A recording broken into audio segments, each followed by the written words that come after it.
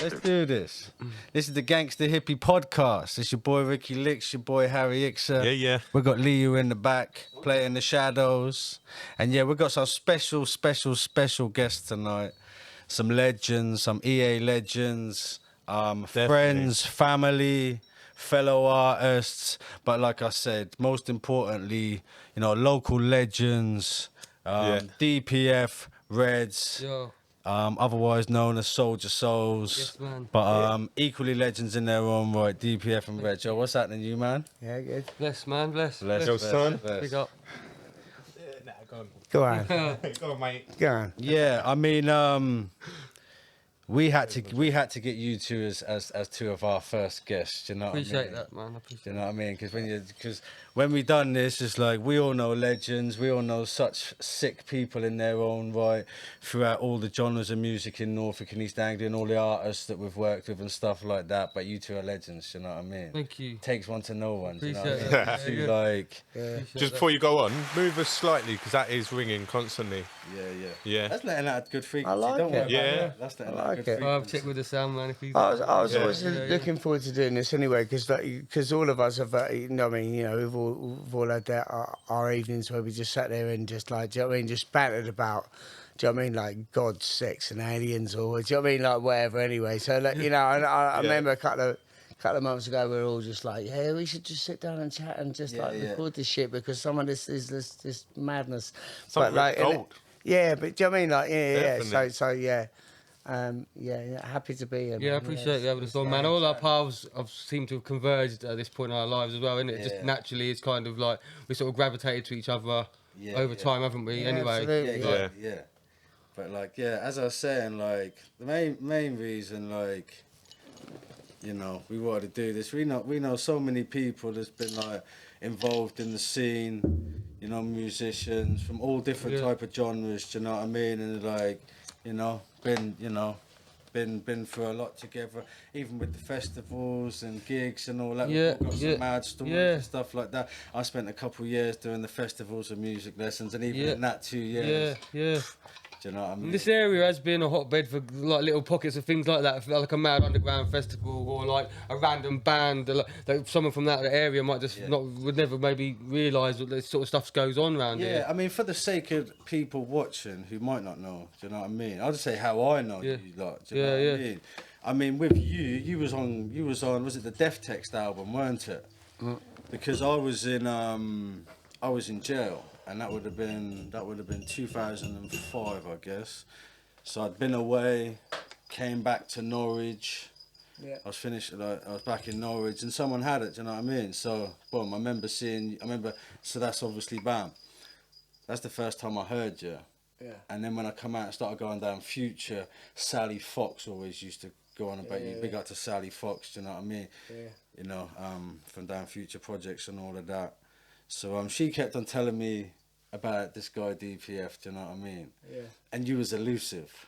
I could never meet up with you, do you know what I mean? I was always trying to get hold of you because I'm hungry to work with you, do you know what I mean? Yeah. And but I could never quite get hold of you, and nothing happened, did it? Do you know what I mean? Then I ended up going away, and then when I come back, that's when we started making music and stuff. What was the solo project that you dropped again? So let me just think. When I first met you, as in like I met you a couple of times, and then I came around about 2009, I guess. Yeah, no, it's before then. Before then. Yeah. And I came to see you on Oak Street. Mm-hmm. So you lived on Oak Street with some girl you were with, and anyway, I came and you had this massive Alsatian. Freaked the shit out of me, and a fucking, was it not a rabbit? You had a rabbit at the same time. So you had a rabbit and a fucking massive Alsatian. Yeah. Was the rabbit called Jesus or some fucking mad up shit? Anyway, I can't even remember what the dog was called. Let alone the rabbit. What happened to the dog? I don't know, but I mean, it was Zara's who I was with at the time. Do you know what I mean? It was. So I turn up. And there's this fucking massive Alsatian. It's like, rah, who the fuck are you? At the door, I was like, oh fucking hell, Jesus. Do you know what I mean? Like, so I had to deal with this fucking massive Alsatian. topic. And then it was friendly. It's like it was friendly, but it was massive and it was loud. You don't know that at the time until you don't know until you know. Do you know what I mean? I jump in this house and I'm like, fucking hell. And then not only have I got this Alsatian, like fucking rah, I got this rabbit. I'm thinking, fuck, are you okay? And then I've got licks. Do you know what I mean? Like going and then I remember. I hope you don't mind me saying this, but like I remember, like we sat there and we were chatting about things. We were chatting about lyrics, and he'd written some bars, and he's rapping them to me, and I was like, yeah.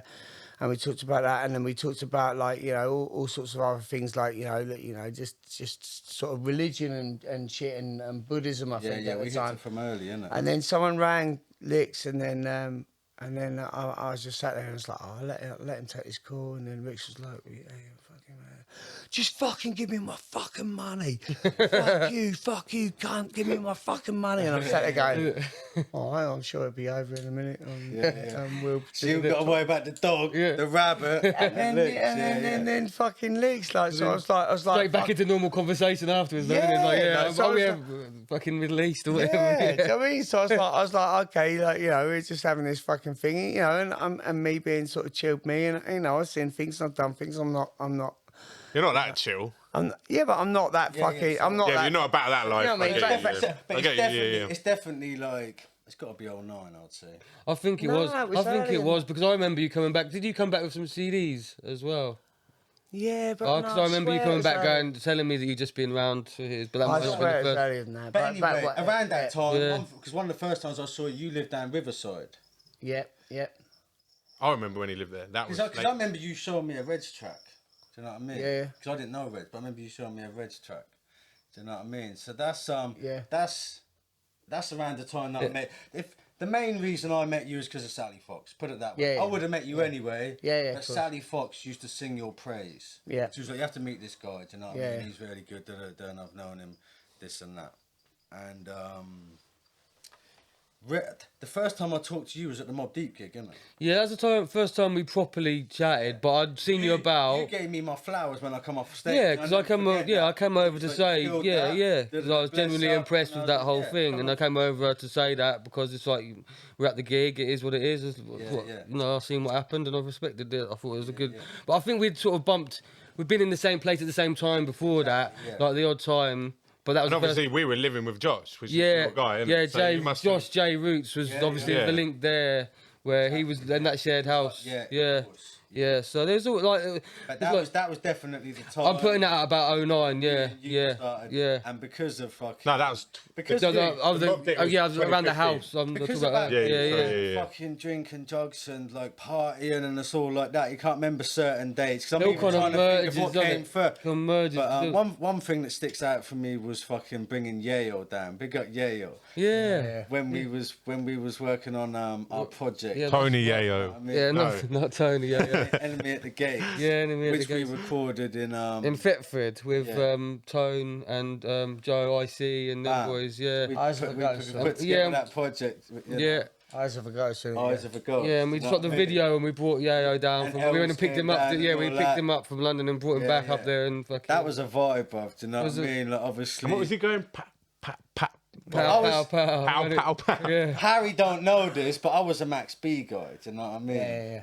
What do you mean I don't know this? Boys. Like anyone who had to be around me at that time got subjected to many nights of fucking me banging out. So much so, let me just say, you weren't allowed to listen to anything other than Max B. I think that's why. What are you doing to me? So you hit me up. Yeah, I think I might realised that, and that's why we got Yayo on that track because he's got a link. It is 100%. You said, I know you're a Max B guy. Yeah, that's right. And I know that this guy's got a connection to him. Yeah, that's right. Yeah. You've done a tune with him before? Yeah, I'd done tunes with him before randomly. It's like in the MySpace kind of era back in the day when you turned to just message each other and he jumped on a tune like because he liked Rude Boy off of the Lawless King album. Yeah. We used to chat. I think it was MySpace. It was one of the early social media things anyway, and it was just. A back and forth. I like that beat. Can I jump on it? I'd never met him, but it just like it just kind of one of them internet sort of friendships. Even like them times there. Do you know what I mean? The dynamics of us in the studio. Do you know what I mean? And DP, like You're more like me, Reg, when you're you're like an organizer in the studio. Yeah, you're that's like, a fair you know comment. what I mean? Yeah, like yeah. Taking control of the situation and Yeah, stuff at least like trying to that. direct the sort of You know flow what I mean? to where it Joel's needs to the be. one who just turns up, gets wavy, kills it. You know? Yeah, like sometimes the real artists are them types of people that just aren't necessarily not everyone who's artistic is going to be like driven to organise, like book a session and pay for this and do that. Like sometimes the really special talents can be the people that just come in, breeze through. You might not fucking know where they've been for a week. Piece of fucking hip hop is the Jay-Z tour. When you see back in the day, Jay-Z, the Def Jam. Yeah. DMX. Yeah. Redman and Meth. Yeah. All the different characters are doing what you'd expect them to. Yeah. Meth and Red are getting high with the weed. DMX is running about. He's probably smoking crack. Being fucking off key somehow. Jay-Z, you can just tell even from young. At that point, he's just a business guy. And he's just, you know what I mean. He probably listened a lot more than he spoke. Yeah. You know what I mean? Which a lot of people don't, do they? Do you know what I mean? Yeah. Okay, so how did you meet Reds, and can you remember? So yeah, let's delve into that because definitely met Joe first. I might have even met Joe before I met you. I just don't know how. Like you said, when you're partying and drinking and all that, can you remember the first time we met? Nah. I remember it would have been through Buckers. Yeah. So my story's different. I didn't know. I'm younger. I'm not from Norwich. I didn't know the levels. I didn't know about DPF. I'm just going to be honest. And then Buckers, obviously I was kicking them out of Buckers and Git and Chef every day. And they obviously were like, yeah, DPF's the fucking guy. And then Buckers as well, like you were hanging out a lot, innit? And then I went to meet, I can't remember. It would have even been at Future or... But anyway, all of a sudden we were knocking about together frequently. Yeah. Drinking and that. And then what I do remember, this is that same year, so literally 10 years ago, 2012, when I moved there, I had that crazy party. Elsham Road. And you did? Yeah, he was on the mic. You might even remember. Do you remember? We had Upgrade on the decks, literally on the floor, like making it work. That was a mental party. I can't repeat what was going on that party on the TV. But yeah, you were on the mic. Buckers was on the mic. Buckers wouldn't give up the mic. Licks came. He was on the mic. That party was live, brother. It was crazy. But yeah, anyway, so that going back years, and just clicked, didn't it? Like you I remember you don't want to talk about it, but yeah. Anyway, and then Reds again I met you through your music, like listening to I can't remember the first time. I think the first time I encountered you was at Future. I think we'd gone to do like maybe a freestyle for Streaks. Yeah. One of his shows. Yeah. Like an interview stroke freestyle. And I think it ended up being like a chuck to beat. I think if you jumped on and a few other people jumped on like a freestyle kind of thing. Yeah, I do remember that. But I think I knew you was a face before I knew you. Like, you know, like of course. In the same places at the same time. Like maybe not even interacting that much, but you saw like, faces pass. Like, yeah. I remember the first time we actually sort of clicked or whatever the word is was I remember you had a set at Symmetry. Oh yeah. And Licks jumped on. Yeah. And we've been up, everyone's wasted. Yeah. And then you invited him to rap on your set. But obviously I've been up for a couple of days. I'm like hungry to rap. And then I wanted to jump on and you looked a bit sort of I think it was all right, reserved about me jumping on. But picture me, 19 back in them days. Yeah. So I just grabbed the mic, and then you, after I just spat some bars, killed a couple of verses, and then after that you were like, oh yeah, respect. And I could tell, I was like, yeah, there you go, bro. Because before that you were like, no, don't let these skis rap on my set. And then afterwards you were like, okay, you know. So I was like, sweet. So that's the first time I remember actually clicking with you. You know what it's like though, sometimes when you I still do that to this day. You're definitely one of them guys that like you have to see live, do you know what I mean? Yeah. Do you know what I mean? Because you love performing, do you know? Yeah. You love performing. Yeah, like I always say, Licks is a studio rapper. He loves studio, but I'm more comfortable on stage. I can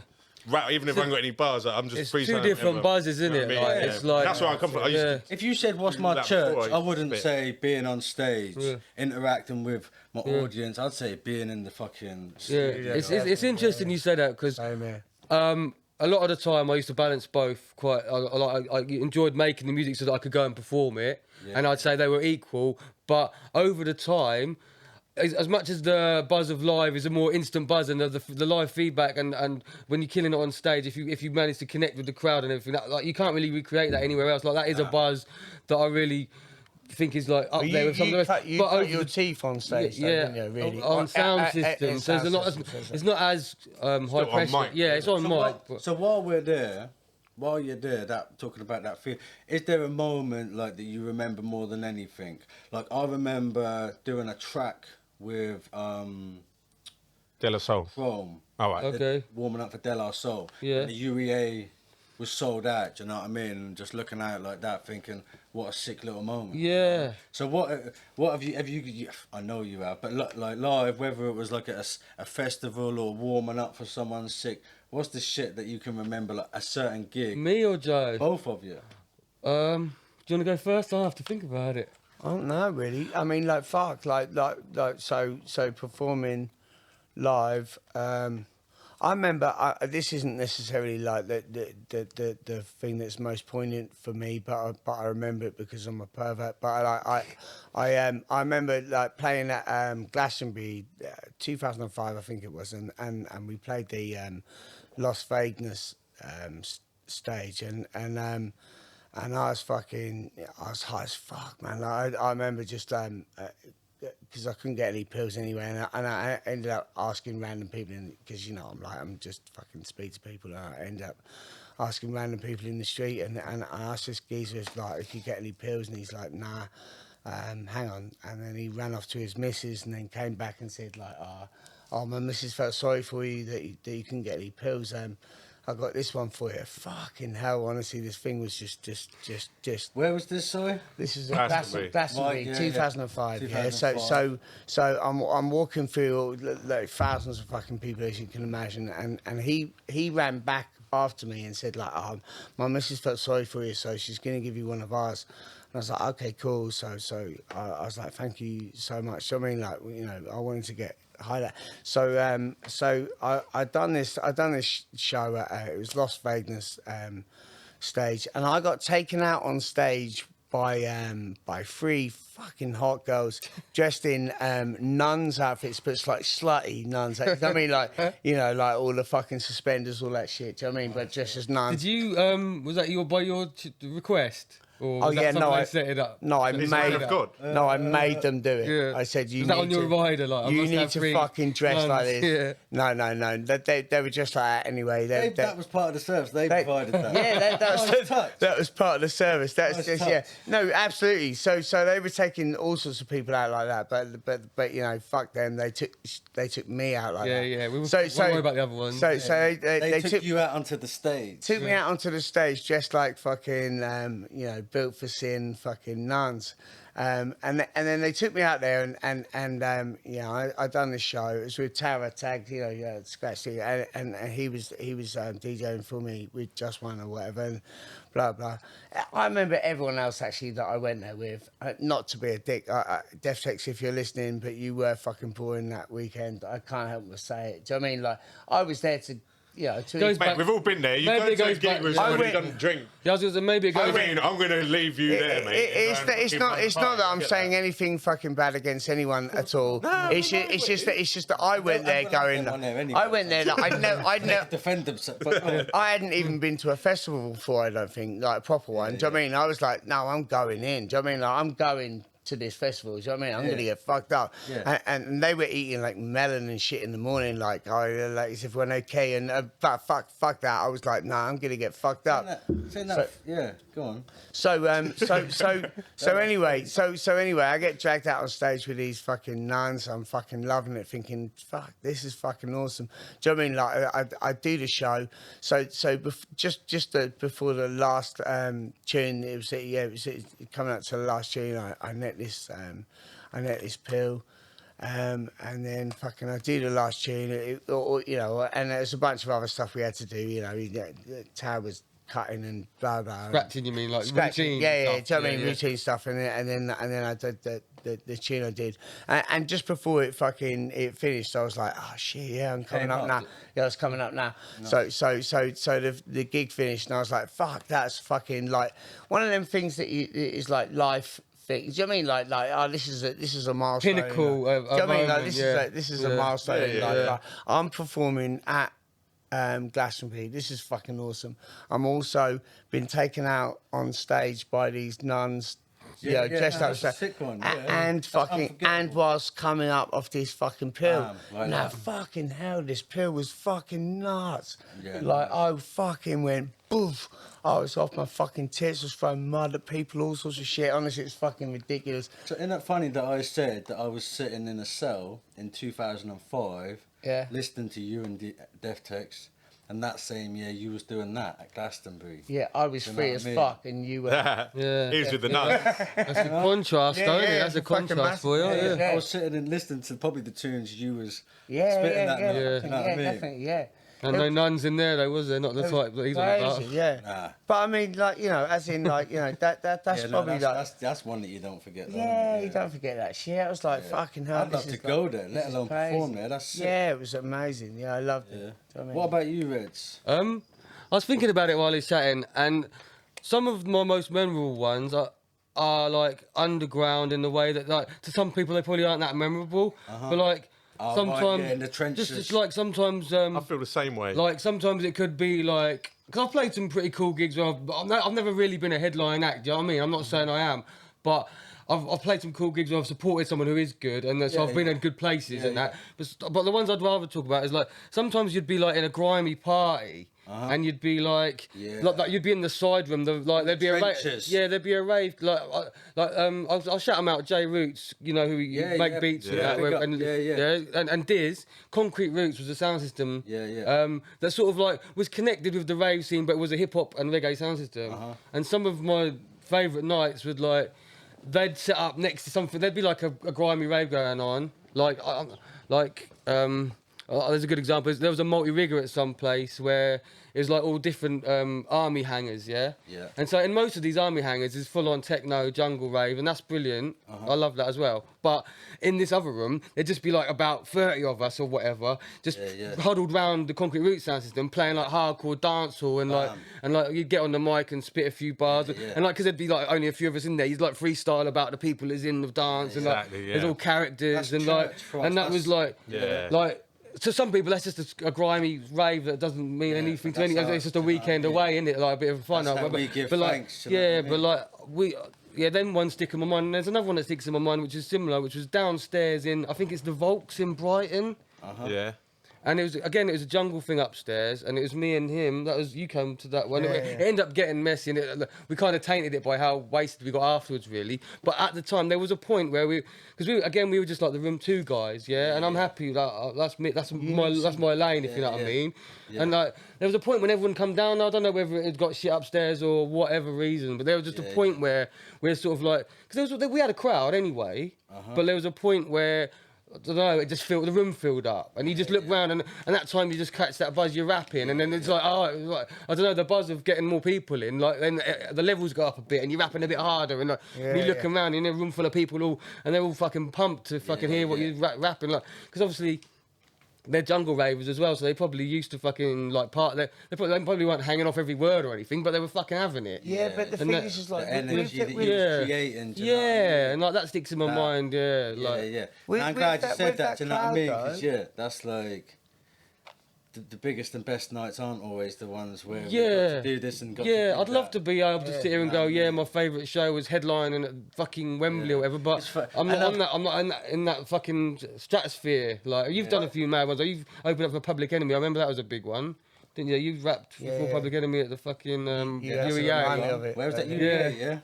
No, it was it was like Hackney Marshes, wasn't it? Okay. I can't remember. I'm talking about the UEA, I think. It was UEA. Yeah, but I'm sure you've done it. But what I mean is, like, Joe's on that level where, like they're fucking, like, shout out to Death Tex and that, because, like I was saying about, like, they fucking reached the level of, like, I'm trying to find the right words of, like, official. Like, they were getting bookings that were, like, big festivals. Like certified, yeah. Like, and I think Joe come through that ranks as well. Whereas I can talk about things from like we was on this little underground movement. Yeah, I've done some cool shows and quite big shows, but like I haven't got them experiences of like fucking Public Enemy or fucking Glastonbury. It's a different zone. I can definitely say 100% that I have fucking played like fucking, you know, some fairly high profile gigs within the hip hop scene, and they were hip hop gigs, and to be honest with you, honestly, like I can fucking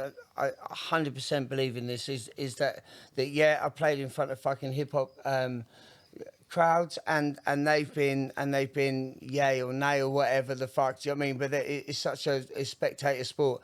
When we played at Philosopher's Fair, that's another good one. Or places where you've had like ravers, but ravers love like jungle techno or whatever, and they fucking go in on that shit. Do you know what I mean? But they also at home part time love a bit of hip hop. In the car.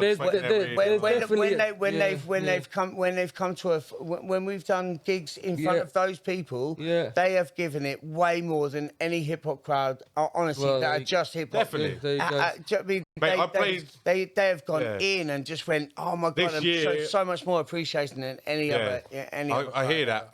At Maui Wowie this year or 2021 that's last good year. festival. It's like the size of Maui Wowie. It's not. No, but it's like it's a lot. 100%. Like it's full of safe people from Norfolk and It's about perfect amount though. It's big. It's a big party, but not too big. But this one was larger, man. Okay. No, I didn't go to that. So this one was in a different spot, and it literally there wasn't even any security there, and it's the only festival I've ever been to where there was like a huge fire in the centre of the arena all night, and like everyone was allowed in and out.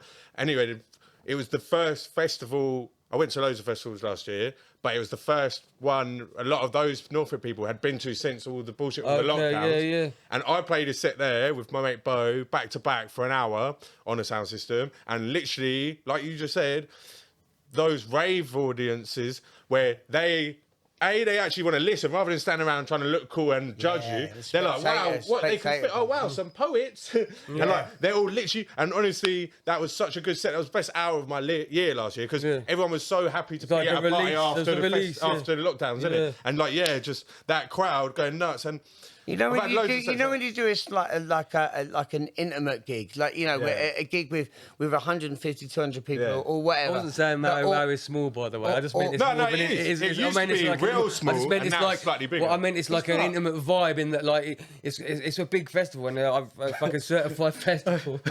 Hold on, didn't we do that at the fucking all the electricity went? Oh shit! Yeah, no, this is a good story. Yeah. So no, it wasn't with them. It was with with Chrome and Inspired. This is funny story. While we're on that subject, so Maui Wowie did used to be small. Nothing wrong with saying that. It used to be fucking tiny.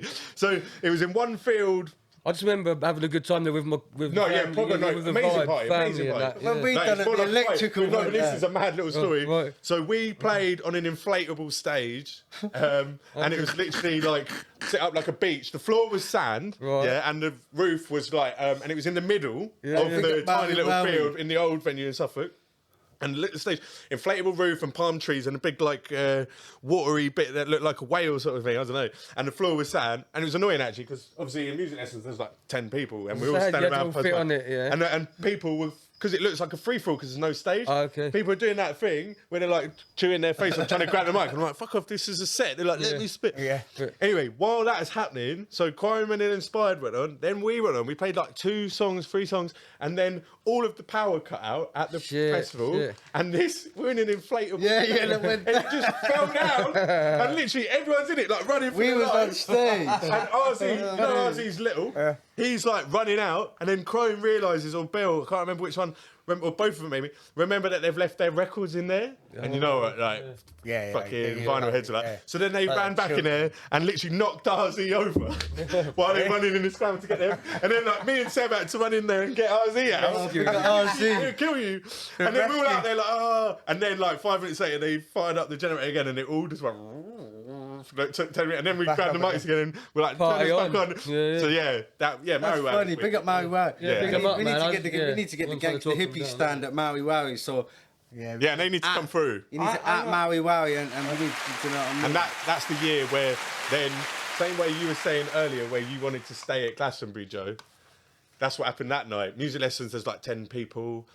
We played the show and then they want to leave, but a couple of us are like, "No, this is a sick little festival. Let's stay." So he's like, "All right, night there, definitely." So he was like, "Right, we'll see you later." Yeah. So then me, Ozzy, Buckers, and Streets small. stayed. It was tiny. It was tiny, but we stayed to party like at that. Field. But then after the party's finished, which was pretty soon, everyone then goes into their campsites. We didn't have camp. Yeah. So then we literally stuck inside the thing.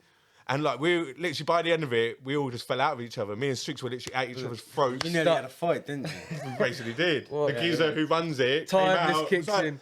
What the fuck's going on in here? Because me and Strix were literally in each other's faces having it out. You're not you when you're hungry. And then Harry and Streaks. And then the two Vikings like, going at it. What are you doing? We're like, and literally we'd pushed all the sofas in because you know it's like what's the how we called it? It's like something punk, steampunk. Steampunk. So like it's all old like sofas, like I forgot what they're called, like those nice old sofas with the big holes in, and you know, like leather. Chesterfields. Yeah. It's all that style, isn't it? Yeah. So like we'd literally in the main stage under the big top. There's no one about. It's like some wars. Like we like pushed all these things together. Got the big nice Persian old rugs that were on the floor to look all quaint. Literally over us. Literally all over Tucked yourselves in for the party still as well. I'll kill you. And then we ended up having it because Streets didn't appreciate getting woken up. The cold you feel then is different as well, isn't it? Because you're all coming down and that. And we got kicked out by the geezer. It's like daylight. And then literally, it makes me laugh. It's obviously like 5, 6, 7 years ago, whenever it was.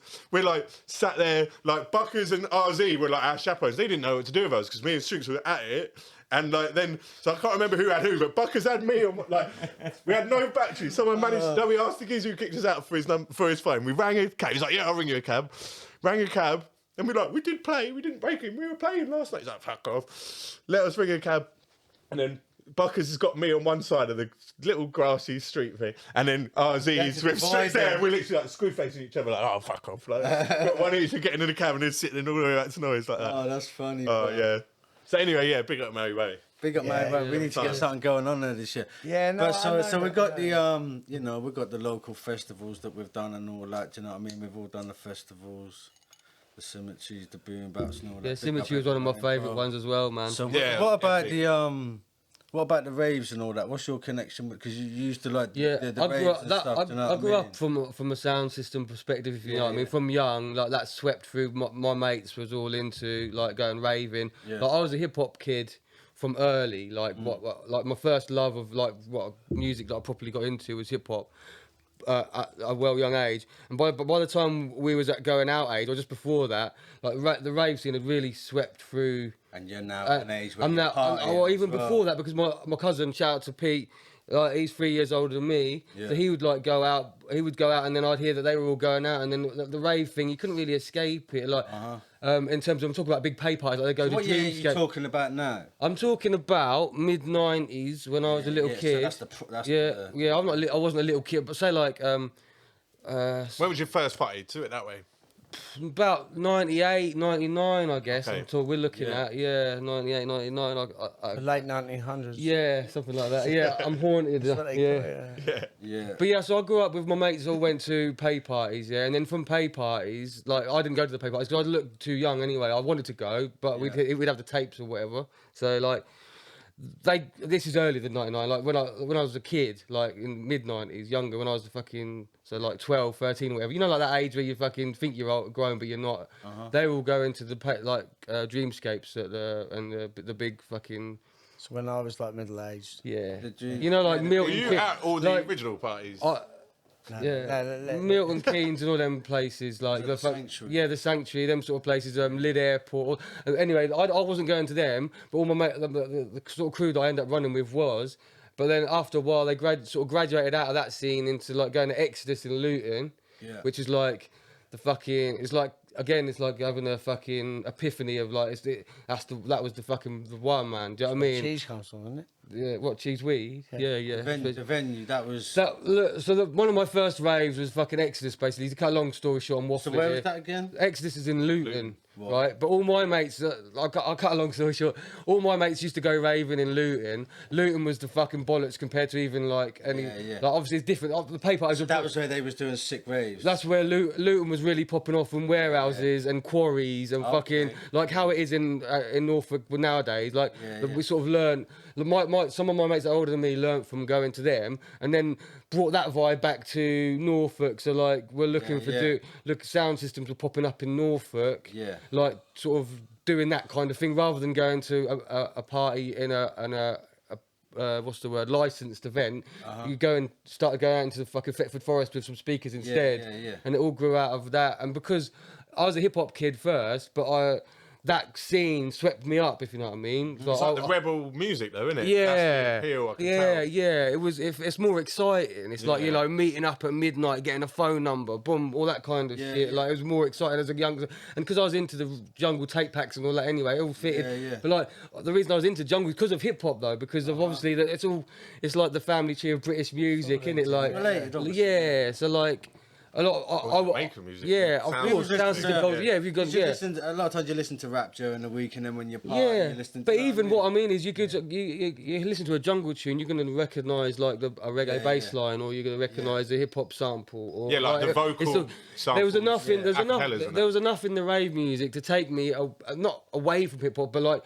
I was into writing raps and stuff at home and that, and listening to hip hop at home, but I wasn't trying to get to the hip hop gigs. I was trying to go to the rave. Yeah, that was two turntables and a mic. Isn't it? It's all the same family tree, but like, that was my background. Like, and then I ended up rapping almost about being at a rave. So I was like the sort of hip hop kid that found the rave scene. I was going to say that because you're what I like about your music, we like the same rap. The gritty New York stuff. Because I know you love Shaheem, don't you? That's my favourite rapper. So you're talking about that type of underground. Let me land. There's stuff you talk about in your raps, like we can't talk about what those gritty NY rappers talk about. That's it. What I like about your music is, and what we all do actually, but we talk about like our own stuff, but in that style. You found your. Like you just said, the things you rap about is that life. Yeah. Because you found your rebellious. Yeah, your version. Your version of you were like, actually, because you were smart, you're like, that's the same thing in a different. Yeah, it's interesting that he talks about Shaheem because like Shaheem was one of my inspiration. Like I love Wu-Tang and all that, but Shaheem, there's something about that was a soundtrack to my high school days, so it's like closer to my heart. That what particular album? Lost Generation. See now. I love the first one, and everyone says everyone says the first one's better, and or a lot of hip hop historian type people. When he was a kid. Yeah, but that's the thing. The Rugged Child. Yeah, and I love that album. I love that album. When he was a kid. I love that album, but it's almost because he's a kid, it gives it a bit of a it gives it a bit of a novelty feel, even though it isn't a novelty. It's real hardcore New York shit. But listen to it. Why everyone By the time he hit 18, that was when I was really feeling like that. He's got like. The thing I like about him as well, he was on stage with Tupac and Biggie, weren't he? Yeah. He's on that track, isn't he? Yeah. Times are getting hard, word of bond, I swear to God, I even got caught. Yeah, I think it was a recording from a live show. There was a freestyle with him, Big Daddy Kane, that's and Jay-Z. That alone. And you know, Fat Joe's on the stage and he didn't get to spit because he still talks about it to this day. Is it? He was there, and Big Daddy Kane. Fat Joe clearly is not over this because I've heard him say it 100 times. Yeah. He wanted to spit, and Big Daddy Kane was like, "No, sir," and was like, "Yeah, that's enough." And Fat Joe obviously feels some kind of way about that. He needs to get over that because it's history. Go on, but bringing it back to what I was talking about, it is all related. Like when you mentioned Shaheem and you mentioned me talking about the music that I make, like I like the fact that Shaheem's music and like. Is talking about his life very like you can tell what he's talking about is what he's living. You feel the pain in that and stuff. And I almost like studied how he done that to try and put my life into my raps. Even though I am not talking about pain, I'm not talking about the same thing at all. But you've talked about your friends you've lost. But what I mean, I'm not trying to spit some. I'm not trying to front like I'm living in New York. Like there's a difference between. But it's all relative. Yeah, totally. So what? So you're framing your own life. But like I kind of learned from him listening to them kind of that album and them kind of songs that I wanted to sort of make it sound like that, but about my shit. So there's a crossover point somewhere between the rave culture that I've sort of seen and the music that I listen to is things like Shaheem and interestingly Big Noid as well. Like that was like Mobb Deep and all them. So, but I don't live a life Like, I used to put my headphones on, and listen to Mobb Deep, and you felt like you're in Queens, but you're not. You're in fucking Norfolk. Do you know what I'm saying? Yeah. Like, I connected to it, but not in this. Like, but I can't make. I'm not gonna try and make a track where I actually rap about what they rap about, am I? No, do you know what I mean? No.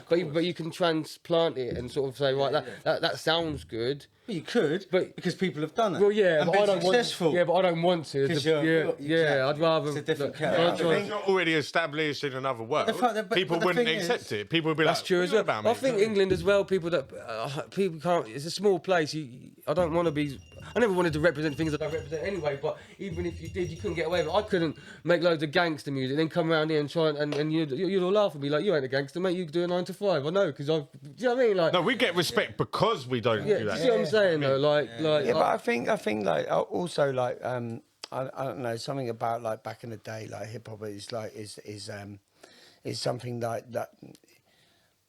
I don't know. It was so authentic, wasn't it? That you did relate to it, even if you weren't living like that. It was cinematic as well.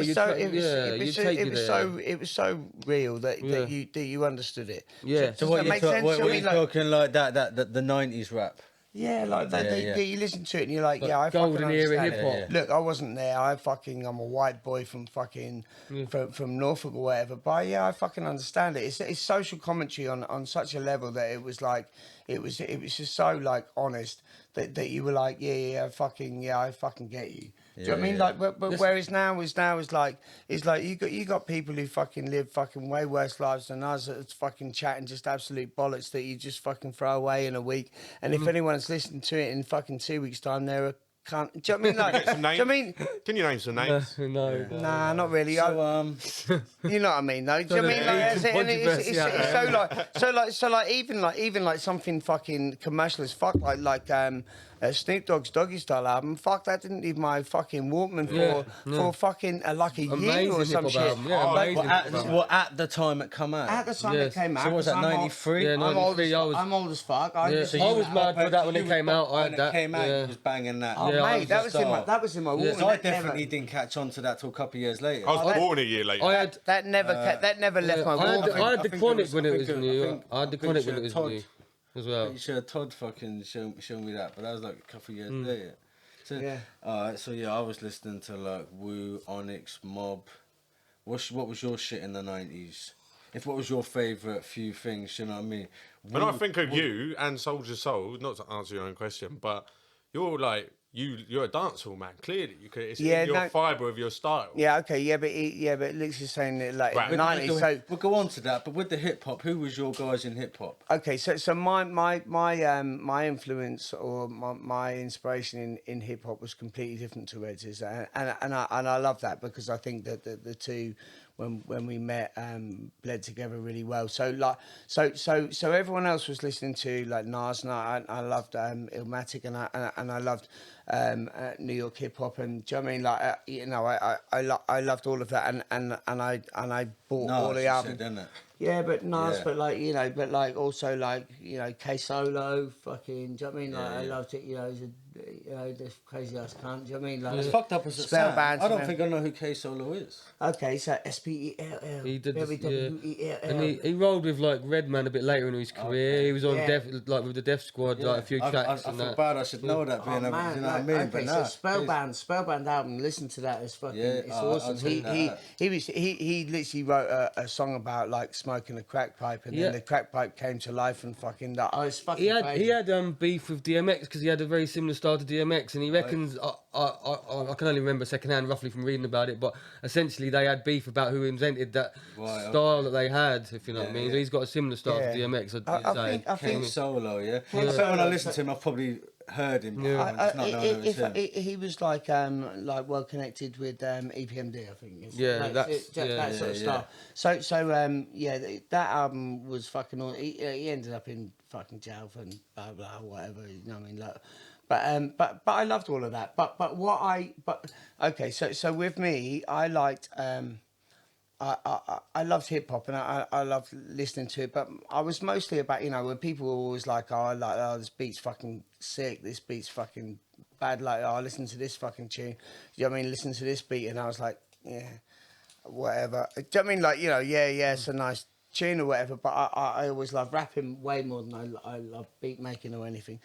And then so then I got introduced to like Freestyle Fellowship and so on and so forth. But is that a crew? Yeah, Freestyle Fellowship is like a West Coast. It's like a Los Angeles crew that were.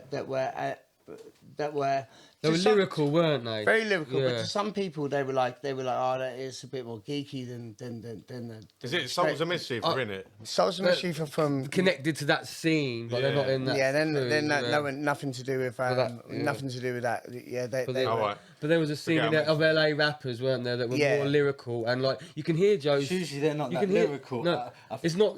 What I mean is, what you're saying is there was the gangster. What I mean is the LA music, and then there was like the Far Side and you can, I'd say you can hear a bit of that in his style. I think you can definitely hear a bit of that. There was a definite scene for like heavy lyricism on the West Coast that doesn't get talked about maybe as much as the gangster shit. Even though they probably were gangsters as well, but they fucking definitely were. Like, they weren't making G-funk. Let's call it that. Yeah, they weren't making G-funk. So like even in New York, we're quite sort of. I don't know, quite sort of not necessarily funk based, but you know the samples that they use and whatever. And then in West Coast they were definitely using heavily using like funk samples. Yeah. But then Freestyle Fellowship were more like they'd use like sort of weird like jazz experts, but like and people thought that they were nerdy, but nah, man. Like I mean, there was like LA Cool was like he was dope rapper, but he was like a. I mean, they might have been in real life. In real life, he was like a sniper, like fucking like pop people. And you do that. You do that in your style, don't you? You'll like what's the word for it? You're like conceptual with your bars. Like you can go in. I can't think of an example, but you're very much a writer. Like you can. I love to be poetic with it, but then also like. But then also, and I guess in my later years, because I'm a middle-aged man now, like or whatever. But so they were like. Don't act like one. It was like no, but they were sort of more jazz scat. You know? Okay, yeah. Skibbity babbity fast, we need to bet, and they would rap like that, and I was like, what the fuck? This is sick. So definitely using the voice as an instrument rather than just fucking vibing over the track. Rather than just like and even in the UK and in New York, like there'd be a style that would be really popular, and then everyone would jump on that style, and everyone would go, oh, that guy does that style really well. Even in England, there's like fucking Task Force or whatever, and then there was loads of other rappers that sounded like them, and do you know what I mean? And like, they do that style really well or whatever. But with like Freestyle Fellowship and Massman thing that they were just doing completely different styles, really unique sort of jazz scatty kind of like crazy word stuff. Architecture. You could say it's almost like percussion, but using their voice. And it's mathematical. It's clever. It's like how can I fit this? Like I respect all of that. It's not nerdy, but it's beautiful. It's beautiful. You can see I'm always gonna prefer, and that's no diss them because I listen to that. Like I respect that to the lyricist. To Hill, But I like a nice voice and a smooth rapper on a nice. So do I. No, but I think that at the time that I was learning to rap. I was taught to rap by those guys, and then hear that a bit. And then what happened was it got to the like sort of went through the mid '90s and the late '90s, and them guys were fucking killing it, and then they started to get a bit weird, bit like elevator music and shit, but then also at the same time as like all the New York shit started to get. Bit like Jay-Z was like I don't even put any effortless, and I was like effortless rap, but I like effortless rap. It's a very. But it got to the point where it's like, it's effortless because you didn't put any effort in. Who did you say? So sort of Jay-Z and these people, when they got all sort of jiggy. Hold on, did you say you didn't like Jay-Z? I didn't at that point at the end of the 90s. Well, when he was doing the fast floor? No, he's talking about the stuff when he then chilled out. And cool guy. He's talking about just the talking, but then broken down. When I look back on it, I'm like, fuck, we were really lucky to have all of that actually, because but at the time I was like, I wasn't into it. So then what happened to me was like I just found all the rappers towards the end of the 90s, in the early noughties, it just became a bit boring and a bit like fucking easy easy peasy lemon squeezy. Do you know what I mean? Like really sort of basic shit. Because you'd grown up on them doing fucking heavy like. Growing up on that so, sort of. So when someone comes through with a flow, what's actually really clever, but it's stripped down to your ears, it didn't sound like they were putting enough bars exactly, to get like, enough. Yeah. And then that's when I which I love it, because then that's when I was like, so before hip hop anyway, I grew up on reggae. Like I was always I grew up on like the old Stone Love tapes and everything. So I before I even knew hip hop, I loved like Chakadimus and Pliers, and do you know what I mean? Like I grew up on reggae, absolutely. Yeah. And then I sort of went into hip hop, and then hip hop sort of bored me a little bit because I'm ADHD as fuck or something. And then smart bastard. And then I was listening to like people like chat fucking dancehall. So they're like chatting on this thing, and I'm like, that's not hip hop, but fuck, that's fucking dope as fuck. And mate, Jesus fuck all fuck the whole of the USA when it comes to fucking skills. Like do you know what I mean? Like the way that fucking Jamaicans would dance over that fucking beat with. Mate, that's why I don't want to hear these nerdy Americans, because I'd rather hear the Yardman flow. Fucking effort, because he's doing it effortlessly. He's like he's born to do it. Like COK and Ward 21 and fucking all these people. Vibes Cartel, fucking like would just literally fucking pirouette, fucking like ballet over the busy fucking signal, top of that mate, fucking busy signal. We used to a lot of busy signal, didn't we? With the way that we'd fucking literally fucking ballet over that fucking beat, we'd just be like, what the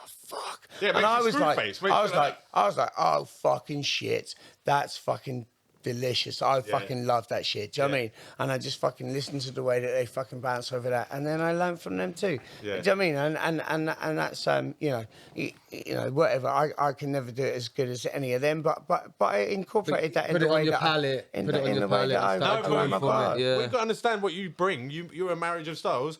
Like, I love American hip hop. But when someone's really good at it from England, I love that because I can relate to it and it sounds like me. Yeah. But I love dancehall and reggae and all that, rag and all that. So when I recognise your accent because you're English, but I recognise your influences in your style. So like you say, I could never be as good as them.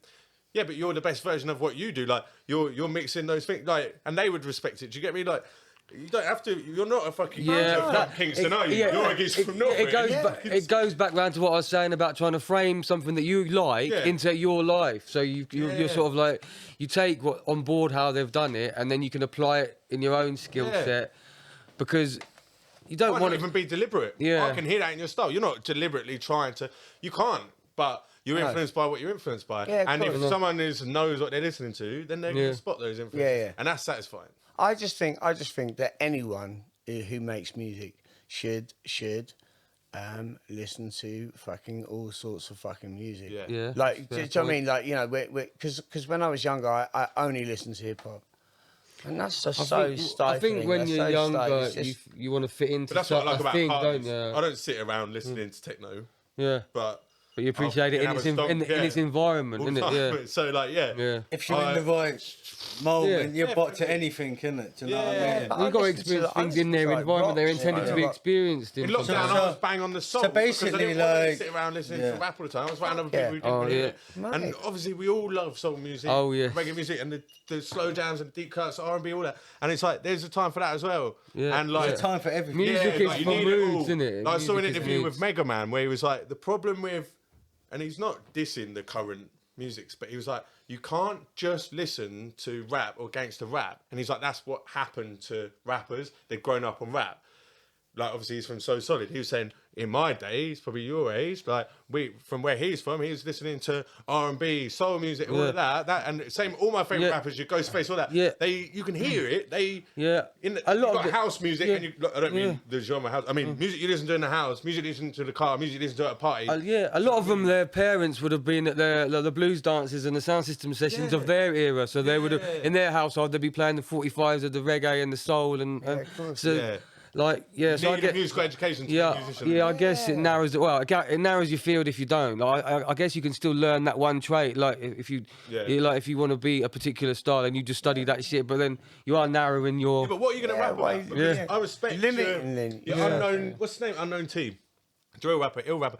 You can hear again, the reggae influence, like, you can tell, if you know what you listen to, when even a young spitter knows their shit, knows what they're doing, like, is influenced by other musics, maybe in their melodies, or they might, nowadays, they literally copy old school things, but I appreciate that, because I get the reference, you know what I mean? Yeah. And that's hip-hop, like, so...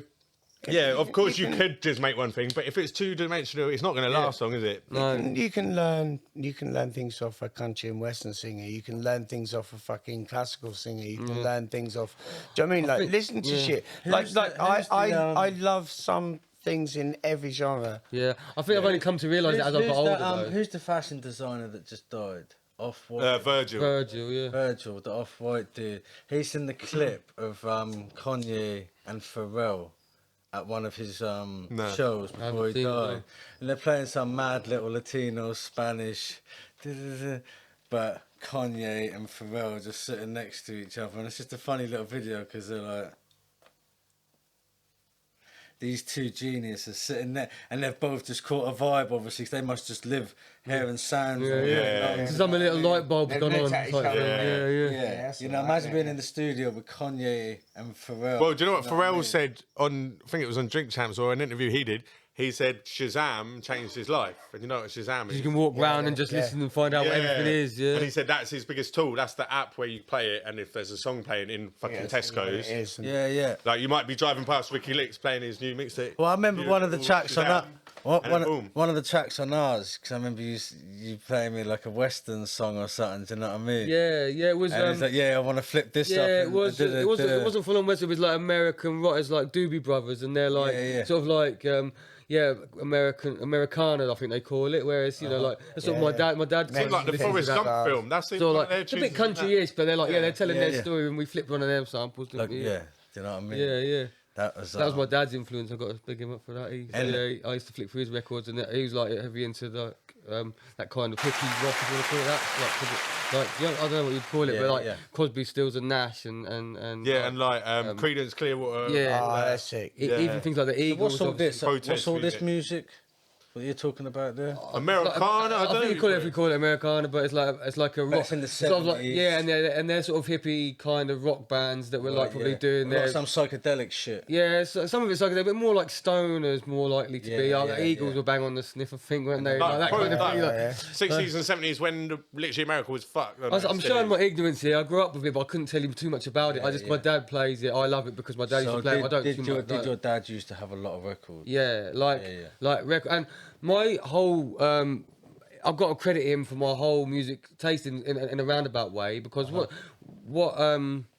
you remember where the Forum is now? There used to be a big library. Yeah. And one of my favourite things to do was me and my dad would go there, and this was when I was real young, like 7 or something. Did it burn or something? Yeah, it burnt down. Yeah. So and he used to take me there, and I'd swear that like the collection of music they had in there. Was probably was extensive in the library. More than there was books. It felt like vinyls and all that. CDs mainly, I think. Okay. No, there was vinyls. But no, so they burn. But the point I'm making is, I used to get taken there. That was one of our things we'd do, and he would encourage me to pick whatever I wanted. Yeah, so I'd be an 8-year-old kid or whatever. You pick the most aggressive thing that looked the most bad boy, wouldn't you? Do you know what I mean? So I end up with Iron Maiden and Guns N' Roses and things like that or whatever. But that's where I also found my first hip hop shit. I didn't know what it was. I just knew that it looked like, as a kid, you're into a young boy, you're into action films and fucking violence, and you want the most aggressive sounding music. So I was picking heavy metal and hip hop and what, like Cypress Hill? What were you picking up? That would be before. It was before, so I think we're looking at 80s. Cool. We're looking at DMC, NWA, LL Cool J, the first two that stick to mind. So 1990, we're talking probably because LL Cool J was that Mama Said Knock You Out, so we're looking at 1990. So I was young, but my dad didn't try and point me in any direction, so I credit him to that. I didn't understand what I was getting into. I was just picking things, but he encouraged it. He didn't go, oh no, that looks a bit. As a parent, I wouldn't do that to my kid, but some parents might go, oh no, that's a bit iffy. But he wasn't like that, and it was just. And that encouraged. That was my first taste of hip hop. Really, before I really understood what it was. My dad used to do discos, like weddings. Okay, so he must have had knowledge of music. Thousands of vinyls. You know what I mean? So he had all different genres from young. Do you know what I mean? So from young, I was just picking up random vinyls, putting them on the record player, hearing all part these, of your DNA without even realising it, isn't it? And so like, that's the main thing I took from my dad. But going through the vinyls, you know, you don't get that now, do you? Because you sit there with your kid, and you're showing them stuff my on daughter the, just got her own on the playlist. pad, I on couldn't the even tell you phone. what's on her playlist. I know she likes some music and Bit of Ricky Licks. but I wouldn't know what's on her playlist. Sometimes I ask something to come on. I go, "Do you like this one?" And I wouldn't. And she tells me, but her music experience is like in headphones. What was the tune that she was born to, Reds? G Code by Ghetto Boys.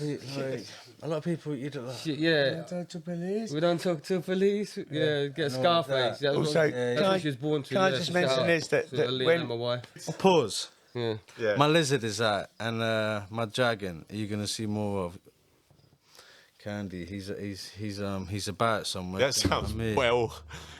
Pause. Yeah. So yeah, I mean, it means somewhere my lizard out. I like to let my lizard hang out as much as possible. Do you know what I mean? Yeah, it's because you're a wizard. Tell me if you see it. People who've got bearded dragons say probably say I should have him in this heated He's thing. gonna eat all the But like he finds it fat somewhere and that's hot. Do sassy. you know what I mean? And he'll find somewhere where This there's is all pause What unless you've got a lizard on what your I'm lap. saying is, what I'm saying is, I like to let my dragon be at the tank as much as possible. Do you know what I mean? If I'm gonna have one, I've never had one. I don't know if that's the done thing or not. I'm just saying, if you're gonna have a Everyone who pet, comes on the show gets a minute with licks in his if you're dragon. gonna have a pet, if you're gonna have a Fucking hell, I'm looking let at it the out, front door now. chill. Let it out, yeah. He's lost, but that's fine. Let it 'Cause he find the wants to hottest be. place. He's like a kid, because at some point he's gonna get hungry and he's gonna come back. Like, Yeah, there's just a lot of places that he could get know to what I in there, mean? innit? That's the problem. yeah. Oh no, So, you'll be all right. So you see, back in the day, I'm gonna go back to music, but big up Candy wherever he is. Fucking you see, going back to the music. Reds was on about the rave scenes, but growing up with rap. What was your main things like? Are we recording now again? Yeah, we've been. No, wait. So let me just. Yeah, so you just. Yeah, let's get back to. So I'm interested to know. So you said, then when you discovered dancehall, boom, that was you, or reggae. And then tell me about how obviously you're a legendary rapper. How did that happen? What happened? What's your story? What's your story? Not what influenced you. How did you get into How did you grab a mic? Yeah, first. Because it took. How did you We're go years from down the being a line. little kid? Yeah, we've been jumping. For us, it's normal to pick up a mic and try it. But tell us about why you picked a mic up. Like, tell me about. Okay, so I think so my sister was always into black music. And she was actually a dancer for Death Tex, like back in the day when crews had dancers and shit. Nice. And she used to dance for them, and so I sort of knew them. What's this? 80s. Yeah. So I always knew them boys to a certain extent or whatever. Yeah. I didn't pay any mind to it, and then I went to a house party off not Durham Road, Erdem Road, just off Erdem Road. Remember where that bus crashed? Anyway, like fucking there's Norwich anyway. We're talking. Yeah. So there's an estate there, and I went to a party there, and Chrome was up on a table just like rapping, and I was like, yeah, fucking that's dope. I can do that. Do you know what I mean? And then I drank some out of date beer and fucking threw up everywhere and blah blah. So you didn't get on there that night. Didn't go on there that night, no. And then I remember going home, and I was in a, you know what I mean, like just a, dirty little shit cunt in a bed sit, just fucking going, okay, let me try and write some bars, and I wrote some fucking horror. I was though, do you know what I mean? Like, Own shit, writing on the mirror. Yeah. You know how it is. Pretty much, do you know what I mean? Like It's the dead, 80s. couple of dead bodies and that, and I was like, and I was like, yeah, let me fucking. Let me see if I can write some bars, and they were fucking awful. But I just kept. Can you remember it? Can everyone remember their first bar? Oh mate, it was awful. It was like walking No one down the forgets street. it. Do you know what I mean? Rapping to the beat, that type of sort of bullshit. Do you know what I mean? So you started writing in the 80s. Yeah. Fucking. Thing is, the flow was basic then anyway. Yeah, well, I mean, it was it probably 80s? like it's probably very late 80s, very early 90s. So about 1991 or whatever. that's it. And I'm writing time this, ago and it still. was fucking awful. How quick? When did you get the name DPF? I can't remember, like, because it was Yeah, so like that was sort of like 93, 94 sort Which of time. stands for? Yeah. This is a famous question. Let me hear your interpretation. The first thing was because you got to remember we had crews like EPMD, KRS-One. I mean, like you know, it was a thing. It was a thing. It was a thing, wasn't it? Like, so. But I was like, you know, me being a fucking white boy that has nothing to do with hip hop, I just like to fucking make words like sound nice together and shit like that. I had no affiliation with hip hop at all. I had nothing. Do you know what I mean? Like, I honestly still, it actually feel the same, to be honest. Do you know what I mean? Like, I'm just me that just likes to fuck about with words, and it just so happens to fucking fit nicely on hip hop anyway. So back in the day, I was doing this thing, and then. So the most un-hip hop fucking name, you know, ever was like, I'm the Deadly Pen Friend. So I was like, Deadly Pen Friend. So like, I'm deadly with pens. I'll be your friend to the end, or whatever it was. At the thing. Do you know what I mean? And so it's like, yeah, DPF. So it's like, yeah, Deadly Pen Friend was DPF, and then later on it was like, I'd done a tune with Cashmere. You know, whatever, and the Iguana Man, and he was chatting about something, and it was all about space, and so I was like, Distant Planet Finder. So I just called it. Do you know what I mean? Like, so it's interchangeable then. There's different. Yeah, it was. It was throughout the time. Yeah, it was like dead pet frog and fucking all sorts. And then honestly, like poetic flows. Yeah, that was one that was that's the one I always banded about around Norwich. Deep pussy fucker. Deep pussy fucker. Dope poetic flows. And honestly, like within like a couple of years, was like, I wish I didn't. Do you know what I mean? Like, I wish I'd chosen something else. And like, why? I don't know. I even still keep thinking of fucking better names for myself. But I obviously don't once do they it. Stick, they stick. But yeah, of course. Yeah, once they stick, they stick. And once it, you know, and then I done a tune with Death Tex, and it was DPF, and then that was it. It stuck, sort of thing. Yeah. So how did you get down with Death Tex, like in terms of going from seeing him rap to like, being part of their movement? Hang on a minute. You were in a bedsit writing lyrics of shit. Then what happened? Dead body shit. Yeah. So you found a name, which is helpful because that gives you a bit of confidence, doesn't it? You're like, behind or whatever. Yeah. And then I was sort of writing stuff, and then what they, you know, all the Death Tex used to be stoners and that, and they used to live on Kingsley Road, and so every Saturday, I think it's every Saturday or every Sunday, we'd all play football at Jenny Lynn Park, and then go to theirs after, smoke a fucking few bongs, and all just have a freestyle. And then so everyone was just like rapping, and I just used to rap absolute fucking nuts bollocks, because again, like I wasn't a hip hop, so I'd go and visit my mum, who lived in Lancashire at the time, and there was this river which, like, you know, which sort of babbled, you know, water down it. And there's all this fucking weird, and I just write raps about that. I'd write raps about the fucking sound of the fucking water and all the shit. That's what I was saying earlier about your style. You could rap from the perspective of a paper bag. Like, you are a writer. You aren't.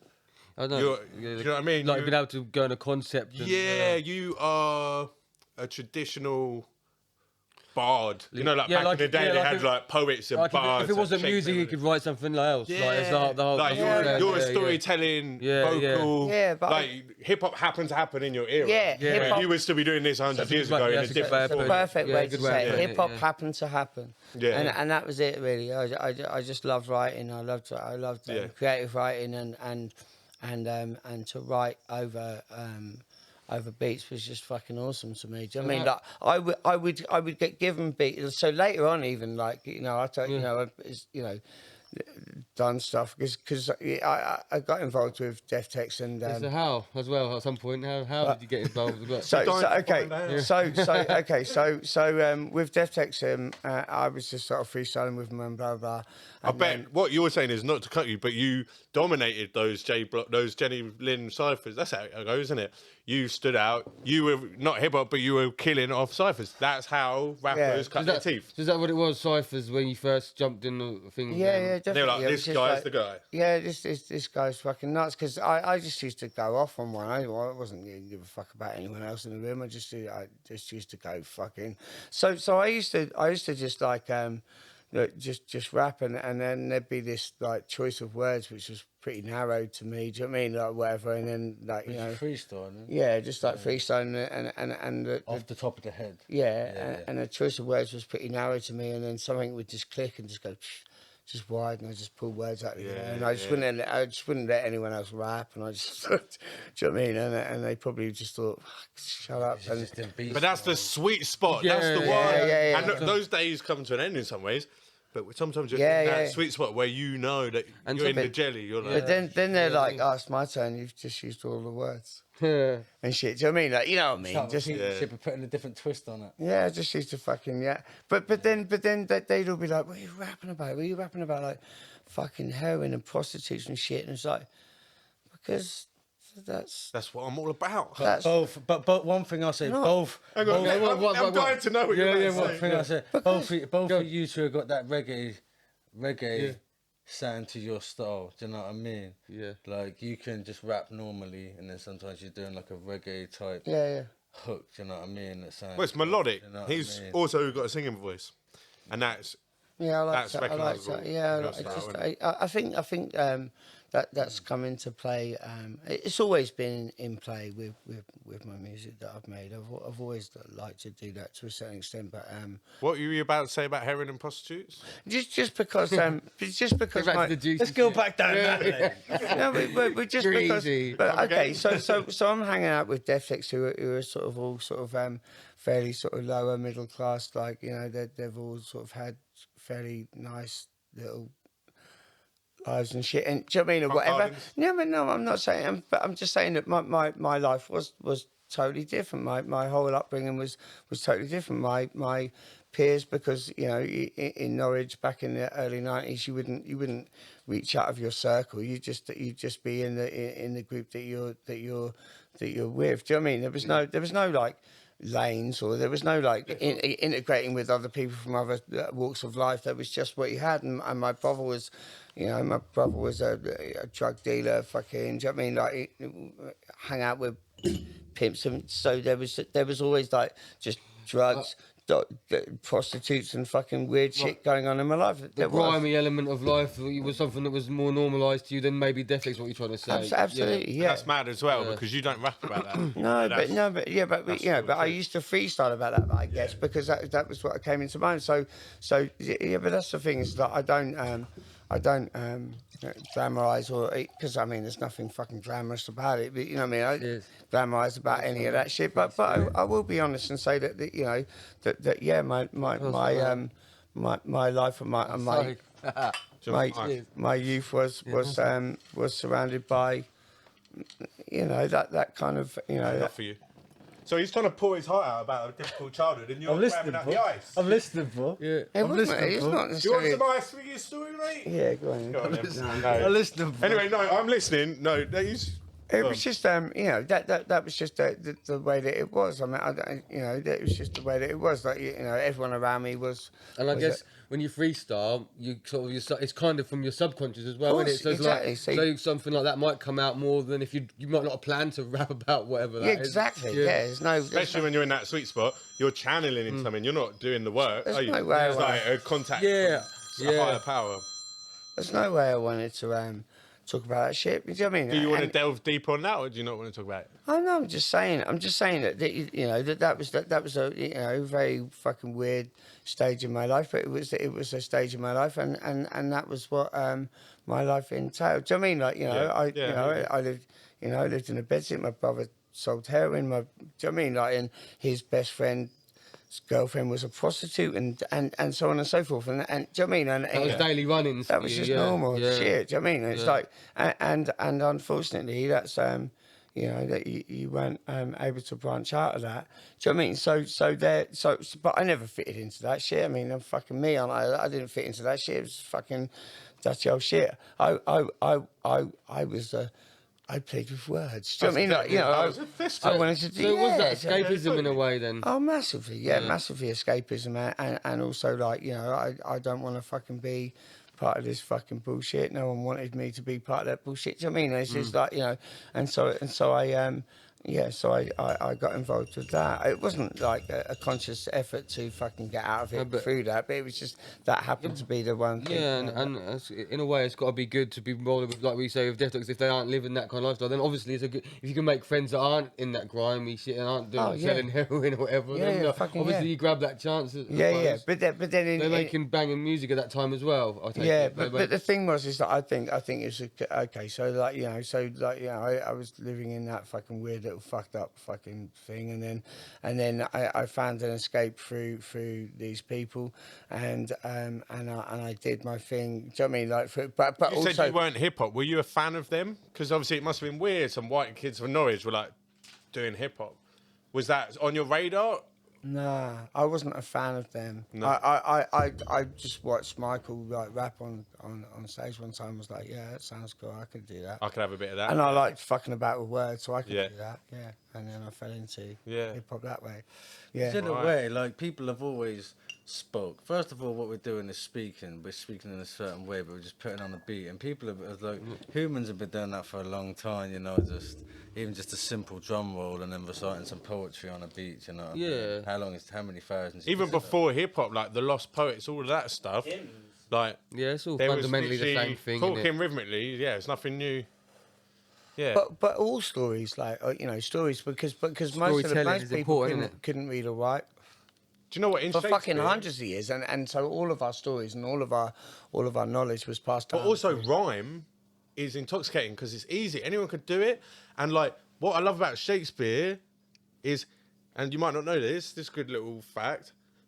In Shakespeare, the poor people speak in verse, so they speak in rhymes. Right. And the rich people speak in prose. They don't speak in verse. They haven't got rhythm. They're not speaking in rhymes. What? Just in all Shakespeare. Okay. So like the poor people are the funky motherfuckers who can rap, basically. Well, it's just a fact. Yeah, every Shakespeare thing. Yeah, that's how he represents. He's like, that's a massive thing. There you go, bro. And he invented our language.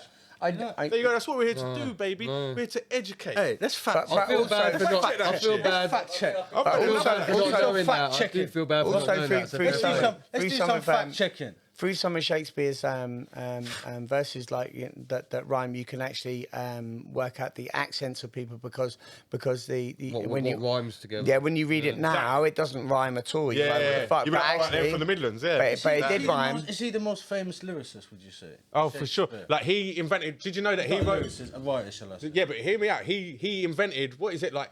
75%. You have to fact check this. But Shakespeare wrote most of the words in our language, like. The language we're speaking. He made words up. Yeah, the language we're speaking now. He wrote so much stuff that like he literally is like the forefather of modern English, basically. Yeah, like say again. Yo, oh yeah. Now the fact checkers on. Yeah, like the smoke screen. You're supposed to pop it up, be like. It just says wrong. Yeah. All right, this is a good one. Right, William Shakespeare is credited with the invention of let me slow down. You know what I'm like. William Shakespeare is credited with the invention or introduction of over 1,700 words that are still used in English today. Wow. So he's the big made up 1,700 words. Yeah, and I always say he's the original UK rapper. Him or Ian Jury. Because who takes credit? There was that bit. Who takes credit for Bling? Is it Lil Wayne? Hello? Yeah, I'll put you on. Was it Juvenile maybe? So that again, no, Lil Wayne. Hot boy. Lil Wayne, they say bling bling. That's what I'm on about. Oh, was there a little thing where a couple of them kind of said it was there? Well, actually, it was me.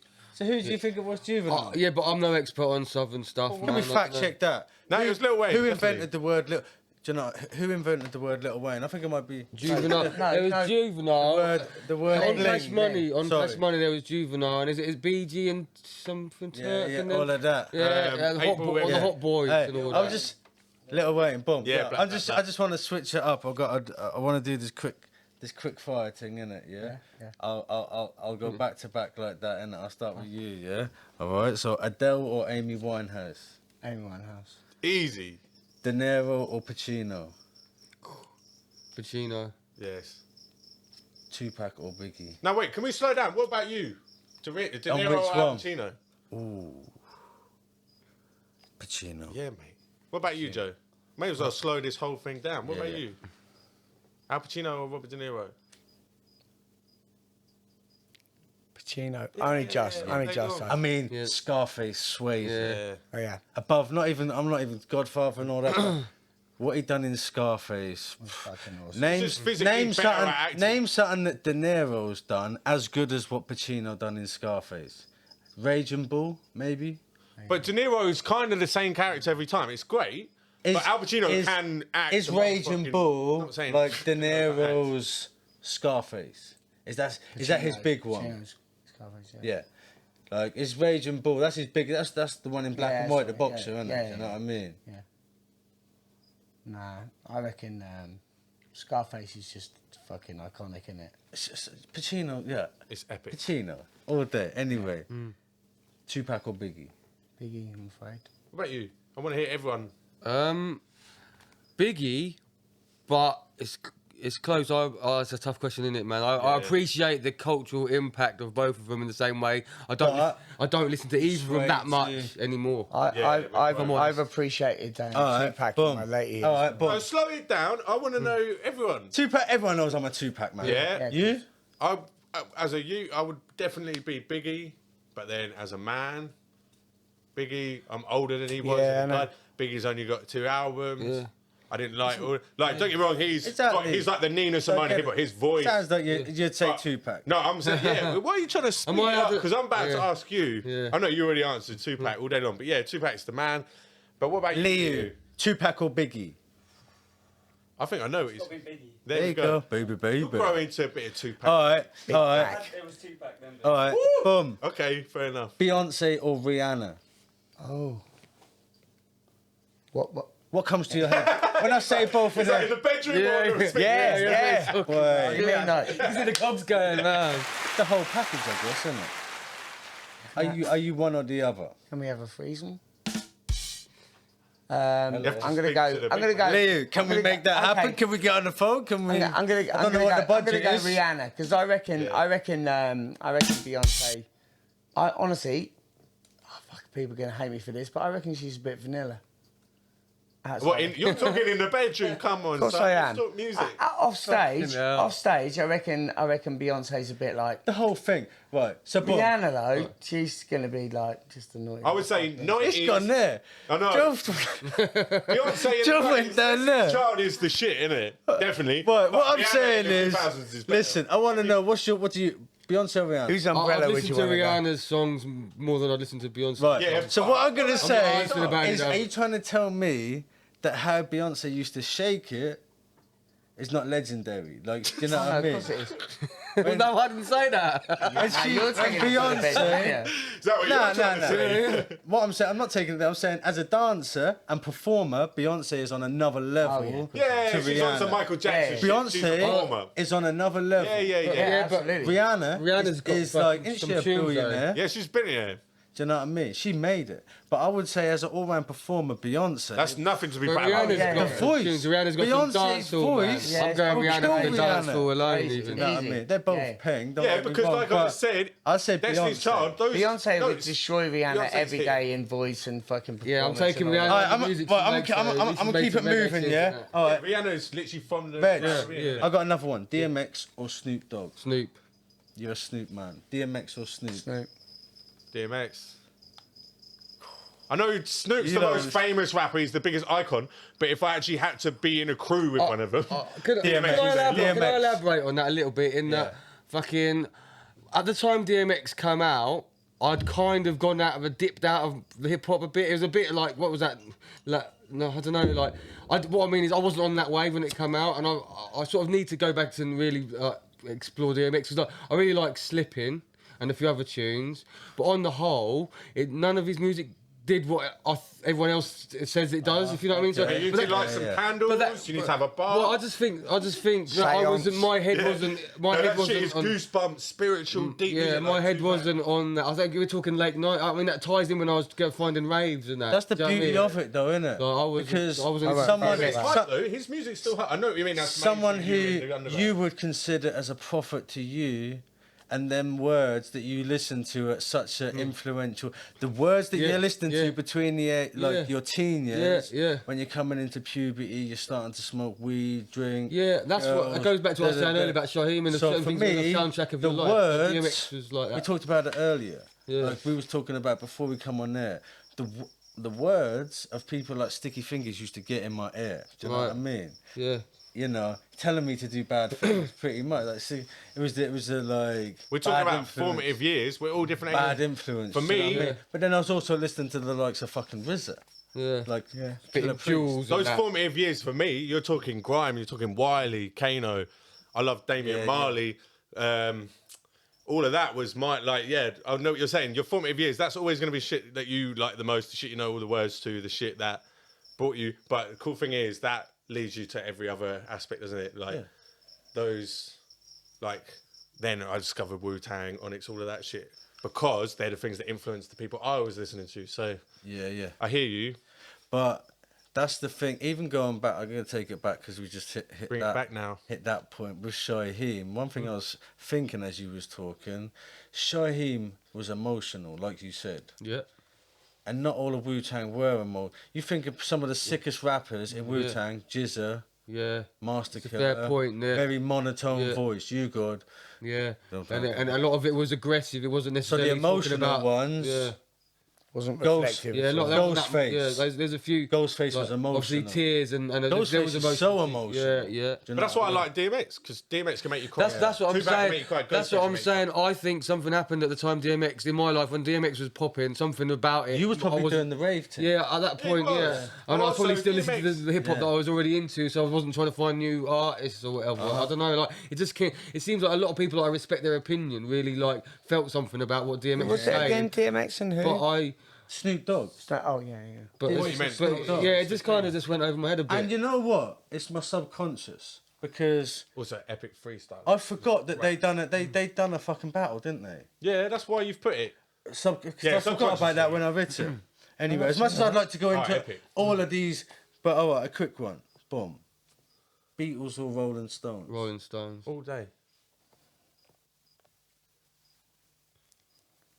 I'm gonna go Beatles. I'm a Beatles guy. Yeah, nah, because the lyrics, Rolling Stones lyrics. Let It Be. Yeah. Hey Jude. Rolling Stones was one of the first gigs I went to. Shout out to my dad, took me to see Rolling Stones. So saying that's my dad's shit, my granddad's shit. Yeah, like I can't say that I sit here and listen to Rolling Stones like myself, but it's a part of my DNA from my parents. So and if you sit and watch a film, when did you go see them? 95, I guess, around that time. Yeah. When they kicked me out of the Beatles, I didn't even have any bad blood. I was just like, Are you the fifth Beatle? Because there is a fifth. You know about. So I was like, you guys are still cool, man. I've got another one. Boom. Johnny Cash or Bob Dylan? Johnny Cash. Johnny Cash, because Bob Dylan just got outed as a what? Yeah. Fuck you, Bob Dylan. Ooh, what has he got outed as? He's like, don't talk about the big man like that, even though you chose. I ain't Johnny involved Cash, in it. What's but I love that wholesome prison blues. Like Johnny Cash is the real deal, isn't he? Yeah, I'm not going. No. You don't know about this. As much as I was, as much as I was trying to think of a way to disagree with you all, it is Johnny, innit? Do you know what I mean? I'll do a couple more. All right, boom. I'll do a couple more. Friday or Menace to Society. They're completely different films, aren't they? Yeah. Okay. Menace to Society, I fucking watched that like fucking 8 times in a row, I think. Do you know what I mean? Like, back in the day, Friday made me laugh. Doesn't anymore, but like it did. Fuck it, Menace to Society. Yeah, Menace to Society guy. Yeah. Who was the guy? Who was the sick guy in it with the plaid? Kane. Is it Kane? No, not Kane. O-Dog. O-Dog, was it? O-Dog. Who didn't want to be O-Dog when they were young? Yeah. Fucking I thought MC8 was a badass character in that film as well. So are you a Menace to Society guy? I am, yeah, but I'd say both. It's pretty close. That's but close. Yeah, There's different elements of us. Yeah. You know what I mean? Yeah. Yeah, Menace to Society. Yeah. I like serious shit. I like dark shit more than funny shit. Yeah. I liked Friday. Though. Yeah, no, I like it. I like But Don't Be a Menace to South Central, watch Drinking Juice in the Hood. But I'd rather sit and What other sick hip hop films can you think of? You got Paid in Full. Juice.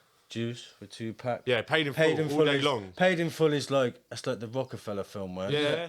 So but that's all playing out in real life. That so whole story. On, so who's that? Fucking Al Pony just got killed in real life and all that. So that's what it's like. I reckon actually, and you can say what you want. Scarface is the most hip hop film ever.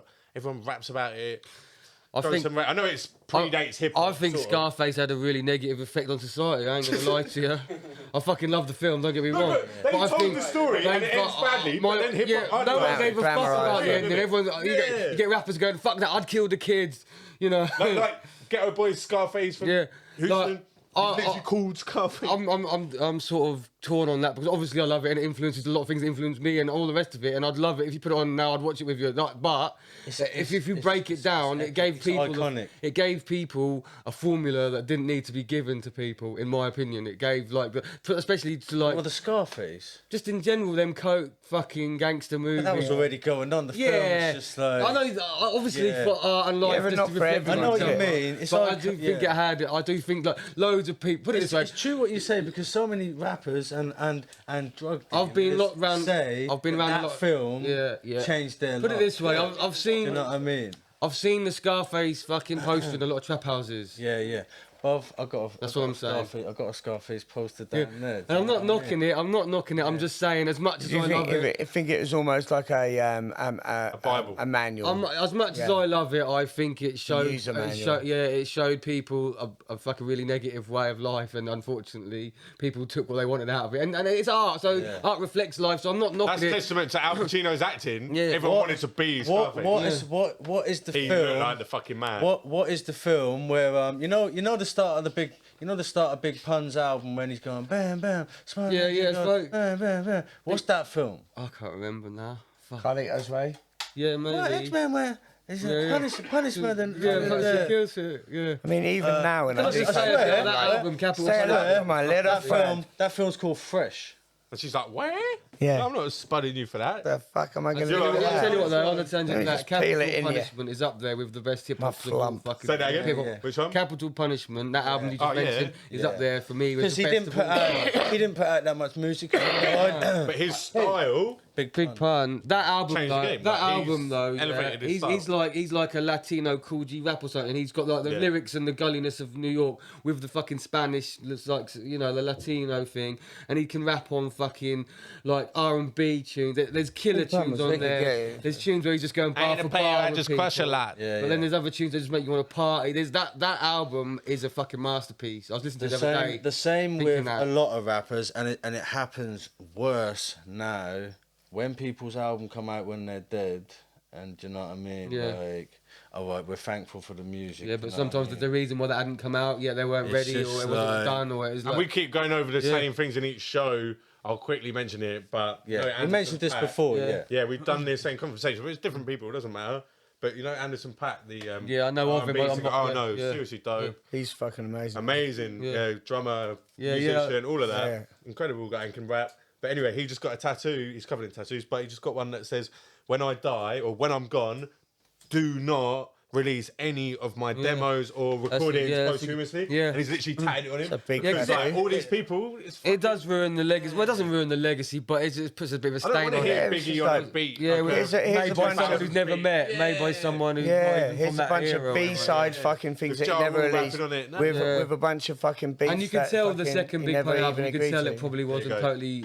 You could tell that there was probably more. He probably would have tweaked that more. Like the second album, it's still got some killer tunes on there, but it doesn't stack up the way that the first one stacks up. The thing with Capital Punishment is you just have to accept there's a couple of tracks that ain't really you because he's Latino and What about you? Because I bet if you passed away, God forbid, you strike me. So it's all different sorts of people as someone who would be like, release every bar I've ever recorded. What's that bar? He goes. No, I'm asking you. Dead in the middle of Little Italy. Yeah, I mean, what's it called? But he didn't do Deep cover. I'm asking you, if you die, as an artist who's got fucking music coming out his ass and his ears, if you died tomorrow, would you want me to not me, whoever, to go about and release all your shit? I bet you would. It's an important question. Good question, You've got to isn't untake. Yeah, No, but that what belongs a to good me because question. That is a good we already question. signed. So I'm gonna I take. didn't ask you. I'm gonna take a minute.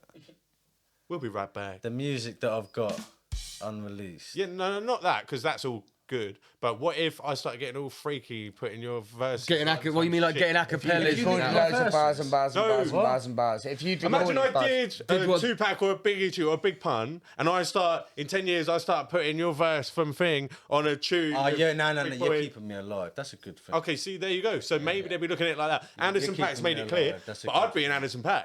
As long as you made it sound good. Unless I made the song, fair enough, release my shit from the studio, but I wouldn't want you just being me, being like, oh, here's sound well. Yeah, Like I said, you wouldn't. like I said, Unless I made it. above anything else, because I'm a Tupac man. Do you know what I mean? You like were saying your shit, like who you're. Yeah, My yeah. I'm a Tupac artist, now. my artist always. Tupac has always been my artist. Wu-Tang was my group. Do you know what I mean? But Tupac was my. Do you know what I mean? Yeah. He's like. Yeah, he's your man. I was listening to Tupac before Biggie, it's the point, but Biggie it's the impressed point me it more. hits you in life. Do you know what I mean? Yeah, That it's the going on cultural to- impact. It's the cultural do you know what I impact, mean? isn't it? It's When it's what- Tupac yeah. hit me at a certain point in my life, Yeah, he and it said, spoke I to was you. ready to embrace It it spoke to with you, that innit? attitude. Yeah, you know what it's I the mean? reason as an adult, I like. But the reason why it's easy to be a Tupac fan is because he does so much. He's got so much music, exactly. Sad, happy, gangster. And that's why, yo, check it. Like, the reason I used to love Biggie as so a. much. Social. I loved Biggie as a teenager because he's skilled and has an ill voice and good music, good ear for beats. But as an older adult, I'm like, nah, like Tupac's telling me a message, which is what I do. Like, I'm trying to tell, like, do you know what I mean? It's conscious. Put a message in the Biggie music. was a character, let's face it, Yeah. ill, and that's just as Yeah, valuable. Biggie could have done with having some more social conscious too, Yeah, but it but wouldn't no, fit. if It he wouldn't have survived, fit. he would have done. He'd be wouldn't. Jay-Z It right wouldn't. now. Yeah, it wouldn't fit his With style Biggie. at the time. Anyway, I'm not saying he yeah. should have done, but So like, yeah, Tupac's- there's I've more grown range. into that. There's Even though I more knew range. Tupac first, I didn't know about these things when I was a kid. But now as an adult, I'm like, oh yeah, Tupac was trying to wake people up, which is important. Biggie was literally happy being a character. There was nothing wrong with that. He was like a movie star in Yeah, rap. yeah. Making money, yeah. Like I said, yeah. Do you know what I mean? I was only given the thankful- option between the two. I'm thankful I for can leave all both of of them them. bars that I got to hear that I wouldn't have got to hear. Of course, I want to hear that. Even with artists recently, do you know what I mean? Pop Smoke, obviously. 50 dropped Recipe. the first album when he died, didn't he? Yeah. And then another one came out, didn't it? And the one that came out, you can tell they'd literally just scraped. Yeah. There's a 4 and an 8. There's a da. So the second Pop Smoke, I weren't really fit, but the one that he dropped when he first, do you know what I mean? That was the biggest album of that year, like streams, bought, all of that. Okay, so what about that question? Shooting to the moon or whatever. What about that question now? Okay, so everyone's favourite artist right now. Right now? That's a good question. All right. So my favourite. No, you go. You want me to Who's go? No. Who are you fucking with right now? New. Not old stuff that you just... What new stuff are you listening to? It's not even hip hop though, to be fair. No, Yeah, have to fine. be whatever. Be real. Everything, bro. Whatever.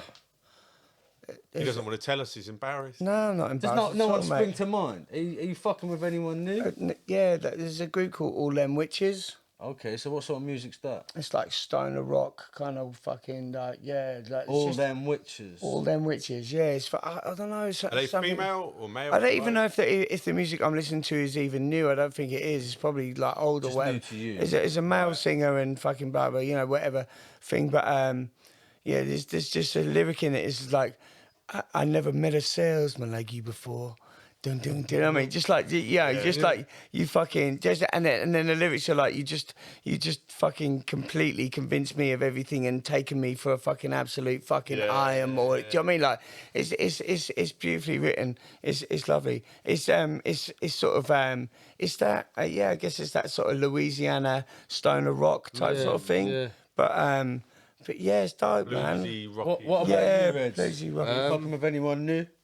New artists. I'd say I listen to quite a couple of new soul singers. I don't know how new you've got. Like Arlo Parks is a. Okay. Um, Is he I'm fuck- English, American? She's English, youngish, about 19, Okay. 20 type. Yeah, Like she's not new, but she's like recent enough. Yeah, So, I'm fucking with What's her name again? Arlo Parks. Arlo Parks. It's like she's got some songs that are like speak to you, like she's singing about depression and things like that, real life grit.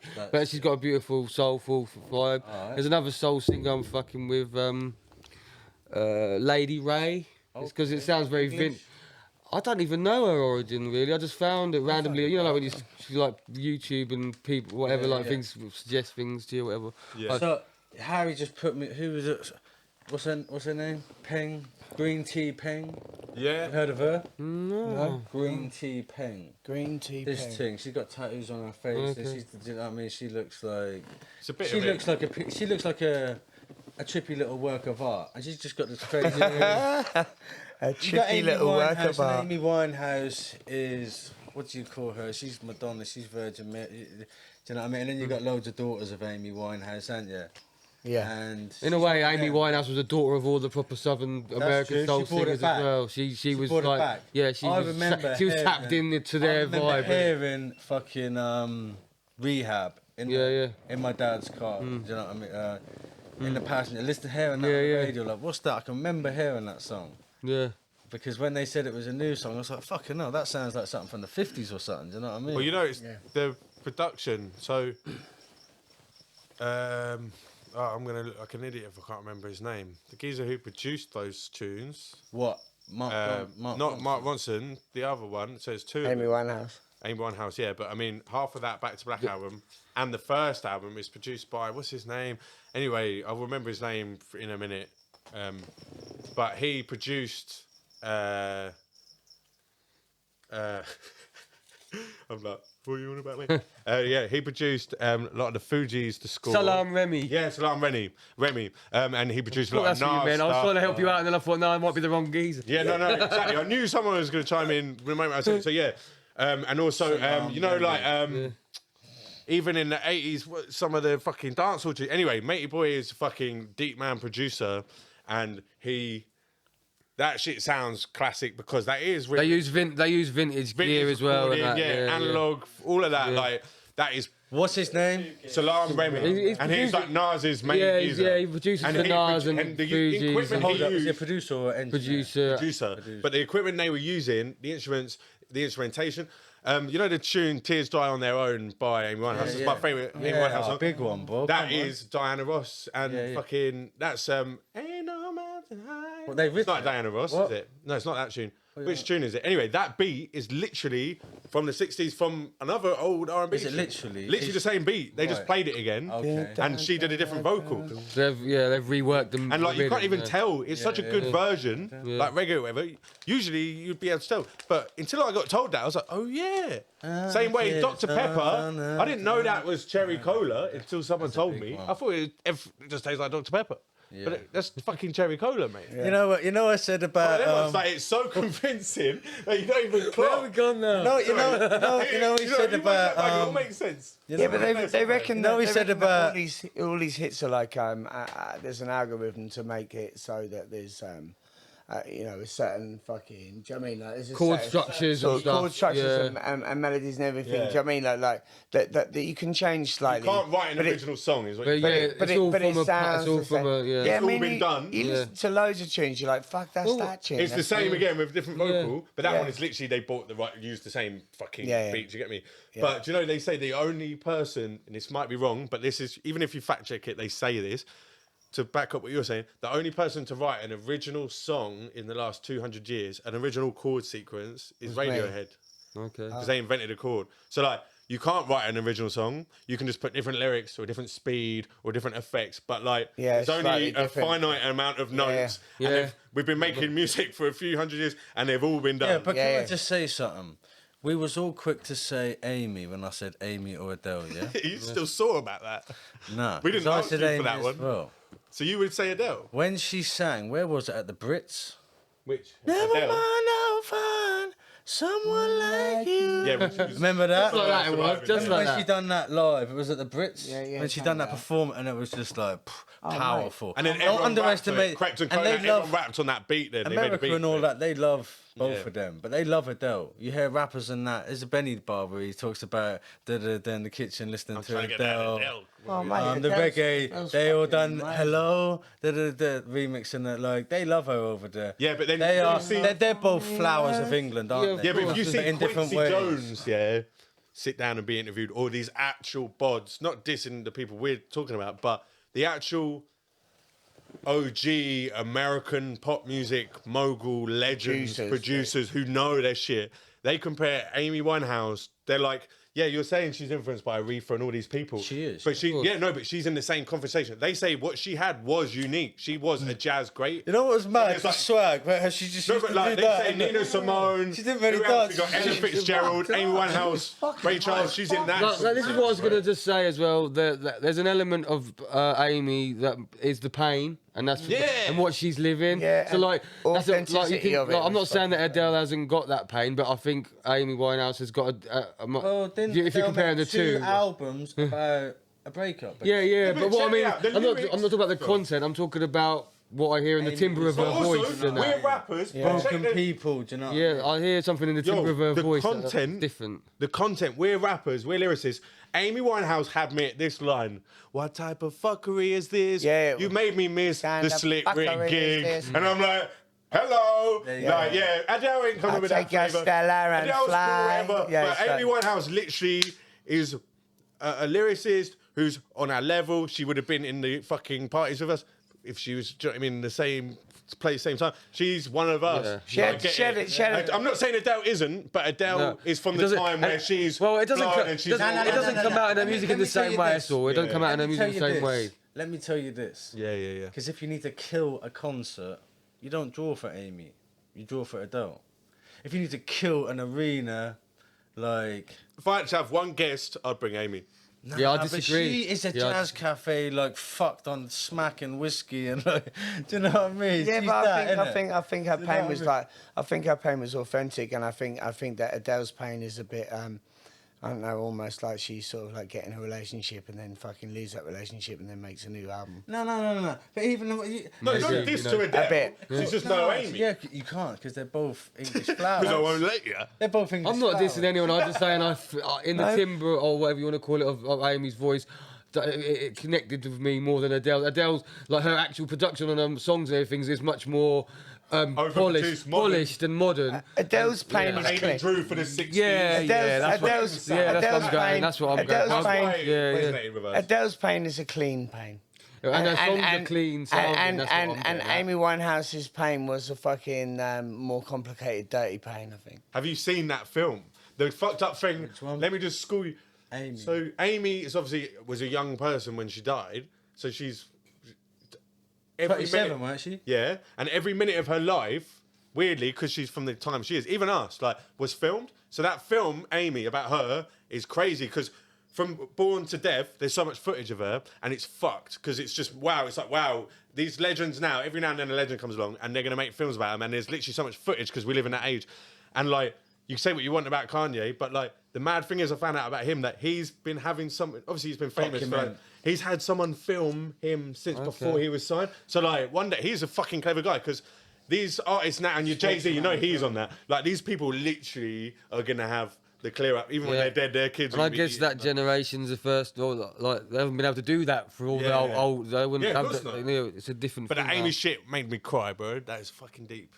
Yeah, no. Yeah, she's... Overall, I agree. I'm an Amy guy. I was just trying to toss the coin because Adele has got her... And they're both credits to the fucking what they... Adele made me cry and shit. Do you know what I mean? Like, you know, her voice is fucking amazing. She's you can't discredit it. You can't fuck about with her. She's fucking amazing. While we're talking about English flowers like them, I'm going to talk about some other English shit. What do you two think of drill? Which is obviously the biggest... genre for youngsters right now, do you know what I mean? That's what the youngest listen to. They listen to drill. So do you two know what UK drill is? Do you listen to it? Do you like any of the current UK drill artists? I don't check for it. I hear it every now and then. And do you know like artists like name some Harry? You got like Band OK, Digger D. Diggity, Abracadabra. these guys, Lowski. Yeah. Sounds obviously old ones, well, older ones. You know any of Anyone, these but guys? Sounds like they sound like books that I read to my. All right. So what about you, Reg? I'm aware of it. Like I listen to it and I skim through it and I respect it and I like the fact that they're doing their thing. Yeah. But I feel removed from it in a way that I don't feel removed from hip hop, even though I'm not from New York and I didn't really connect with hip hop in the right, like not the right. I didn't go out my front door and there is fucking hip hop culture, if you know what I mean. But I somehow connected to it. With drill, I don't feel connected to it. I think it's because I'm a fucking middle-aged man in Norwich. That age, yeah, but I respect the art form, and I'm glad that they're doing. I know there's an old argument to be had whether when they're fucking literally calling out ops that they've just killed or whatever. Like there's a serious element I don't understand really. But like in terms of take away that because I'm not from the fucking streets and I'm not from the streets nowadays especially. Yeah. So take that away on a musical level. I like that they're doing it. I appreciate it, but I don't connect to it. Yeah. And I don't think I'm supposed to. I don't think I'm supposed like obviously So boom. I like Digga D. I'll put that one out there that I've flicked through his tunes and he's cut my. I've listened to his stuff and I've carried on listening to it rather than going, fuck, that's not for me. So it's not like I dismiss it offhand, but I feel like that's the youths doing their thing. I'm pushing 40. Yeah. And I'm not from the fucking ghetto. Yeah. So like, I'm not saying you have to be that guy, but I think I'd understand it more if I was. That's all. I mean, I think you would be. I'm not gonna say stupid. That's not the right word. Of course, the music affects what's going on in the streets. You know what I mean? Even when I was saying, but I don't want to put any blame on it because there's like it's a art and life reflect each other kind of thing. What I'm saying is, the words of rappers can influence what you do. The words of rappers influenced me when I was young. Do you know what I mean? I think like and I weren't listening to Visit all the time. No. You know, I weren't listening to the sometimes I was listening to rappers that are fucking. Do you know what I mean? That's like a little devil talking. Yeah, and really bad shit. Yeah. So with these drill rappers, like I said, it's so much more darker. It's so much more darker than. I definitely feel it when they talk about being on Demon Time. Than it's ever been before. You know when they talk about being on Demon Time. You know, like that's a saying, innit? Being on Demon Time. They talk about going out on a mission, doing that shit. But I tell you what, that is not me. Do you know what I mean? I tell you when was a dark time. Memphis in the 90s, like. Measy loves that, innit? Big up Measy. I know what you talk about. Memphis, and you can hear that influence all the way through. Yeah. Some of their underground shit. Yeah, totally. Tear the club up. That was dark. I'm on about. Dark. You talk about the actual as almost satanic kind of. You could even. Yeah, they've been. Well, 3-6 Mafia, even their name. Yeah. Listen, I knew people in jail that wouldn't listen to them, like Muslims and stuff. Yeah, no, I can imagine that would conflict with their. Yeah. You don't fuck with that shit. Do you know what I mean? The closest I got to that from a personal point of view is probably Bone Thugs and Harmony, just because they sang about Ouija boards and fucking had like the imagery. Because they always had the beef, didn't they? Yeah, I was more of I was more Bone Thugs than I was 3-6. But that's as far. I like the what's the East 99 Eternal.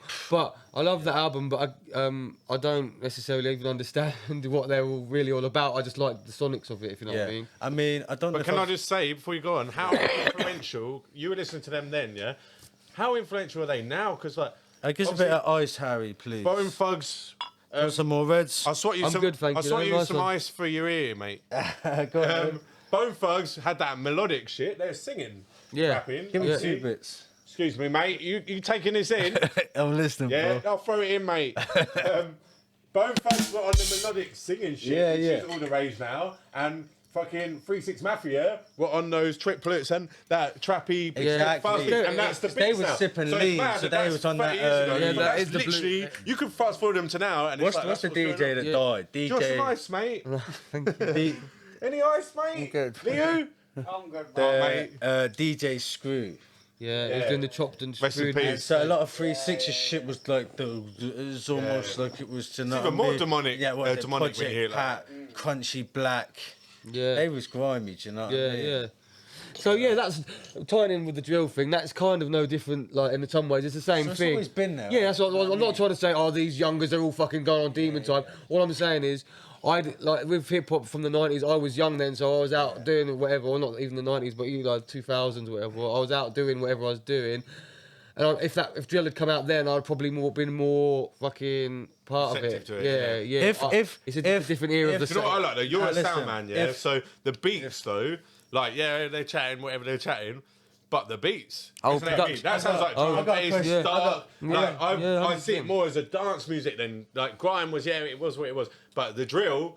Literally does because I suppose because production I see what you're saying. The productions are heavy, you know. Oh mate, if all the youngsters in the country, across this country, sang songs about love and peace and how much they love, do you know what I mean? Do you think the roads would be a safer place? Do you think that the music that we... So it sounds like you do, because you've done this pretty much every time. The music... Is that what you think? Our kids listen to, and the youngsters now, do you know what I mean? Drill, you know. They're being programmed... If that was replaced with songs of love, that would affect what's going on in the street. I think so, but at the same time, I think sang songs of love and peace. I think rather than that, rather than that, I think that look, hip hop and most sort of black music really, do you know what I mean, like, you know, that is made by people that live in it, do you know what I mean, is social commentary, and I think that the fact that fucking drill music is talking about such fucking negative shit or whatever that is a reflection on our fucking society. I think that's a fucking. Do you know what I mean? Like, you know, that's definitely. So that's a problem. These are you're right. They're the youngsters. So like we was talking on the Skinny Man show, like I was saying earlier, that band OK. That's what's his name? Mark Duggan's son. Mark Duggan's son. So Mark Duggan, the one where all the riots started because of him. His son's got killed by the police. One of the biggest. I think that's a good way that it's. I think that's a good circle to go on. And I'm happy for him, like to be big and that. Creepy as well. It's mad because he looks the same. Yeah. Exactly. It's good for him that he's got made it though, isn't it? Huh? Explain it to me. What you were saying. Well, I'm just saying that's like the fact that such a influential. What's the word? What's the word you said? Well, you could look at him like a martyr in the. A martyr, Mark Duggan. Do you know what I mean? The police killed him, didn't they? But it's just a name. He's a household name. Yeah, but the fact, he's one of the biggest drill rappers. Yeah, but and what made me think, because not all drill is negative for a start. Do you know what I mean? But all I'm saying is going. But the purest drill. Going back to, I definitely think. What I'm saying is, you're asking me what do I definitely think that the music does affect. If all the youngsters are listening to people talking about knives, then do you know what I mean? That's going to affect. Yeah. If you want to do that, you want to be like your favorite. If they're talking about a Nike bag, you want a Nike bag. Valentino, there's Christian Dior. Put it this way, something happened. Do you know what I mean? You can't. No, go on, you're right. But of course, something happened about the music. Something happened to rap. Like, this is kind of what Skinny touched on last show. So let's not just do this every show, but I still hear where you're going with it. Something happened to rap, didn't it? Obviously, we're all younger than when rap started, but we're all also students of this shit because we spit. So we've all done our research, and Joe was actually there up front row. Anyway, fucking back in the day, part of this thing was the knowledge and the positivity, the teaching. Peace, knowledge, love, all of that 80s shit. Yeah, but before that, they were partying, mate. Before that, they were partying. No, but the thing is, part of that, in New York... Because it came from disco, soul... Yeah, but you partying, see any interview of any of them originals, they went and spelt with... They said, we went and build with the gods. Like, you know, the Nation of Gods, all of that shit was part of it. Like, you had to be... consciousness was part of the foundation of this shit. Something happened. It did. And I know, it's a conspiracy or whatever, and I don't think we should dwell on it every time, because we all listen to that. We're all customers of that. But that voice got... But then, actually, I was going to say that voice got sort of diminished and taken out of it, and it became all gangster. But then the biggest selling rappers of the days we live in are the Kendricks, J. Cole's, and they are on a positive. That's not. No, totally. But there's always going to be a duality. Yeah. That doesn't matter. Like that, no matter how positive or negative a music is, and it's easy. It doesn't. It's always going to be. It's always going to be a duality. It's like fucking authors. Do you know what I mean? You're always going to get the horror authors and all that.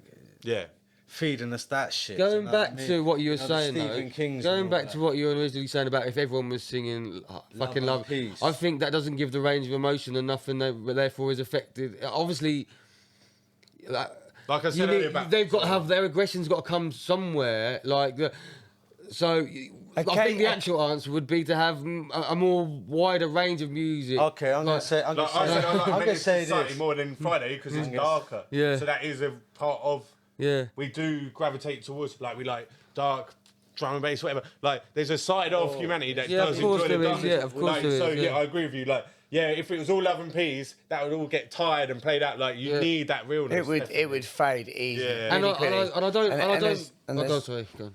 I'm talking over people now. Sorry. No, we're talking over you, mate. Yeah, we're talking over you. Go on, Joe. No, go on, Joe. I'm just saying that I think there's a duality with anything. Like so okay. Look, if you got a fucking nuclear power, you could essentially make cleaner energy for everyone, but it is fucking could be used in a fucking dirty, dark fucking way.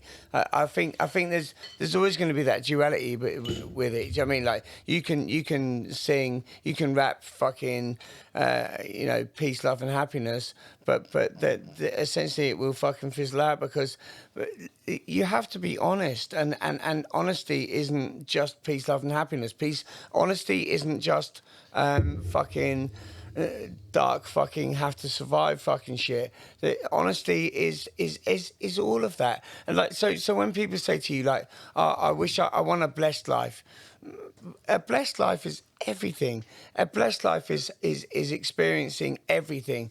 Pain, loss, fucking despair, hope, happiness, fucking salutation. Do you know what I mean? Like, all of these, the whole spectrum of life is a full life. Like there's, do you know what I mean? Like one of those faces in here, like the Buddhist face, where it's like Brahma.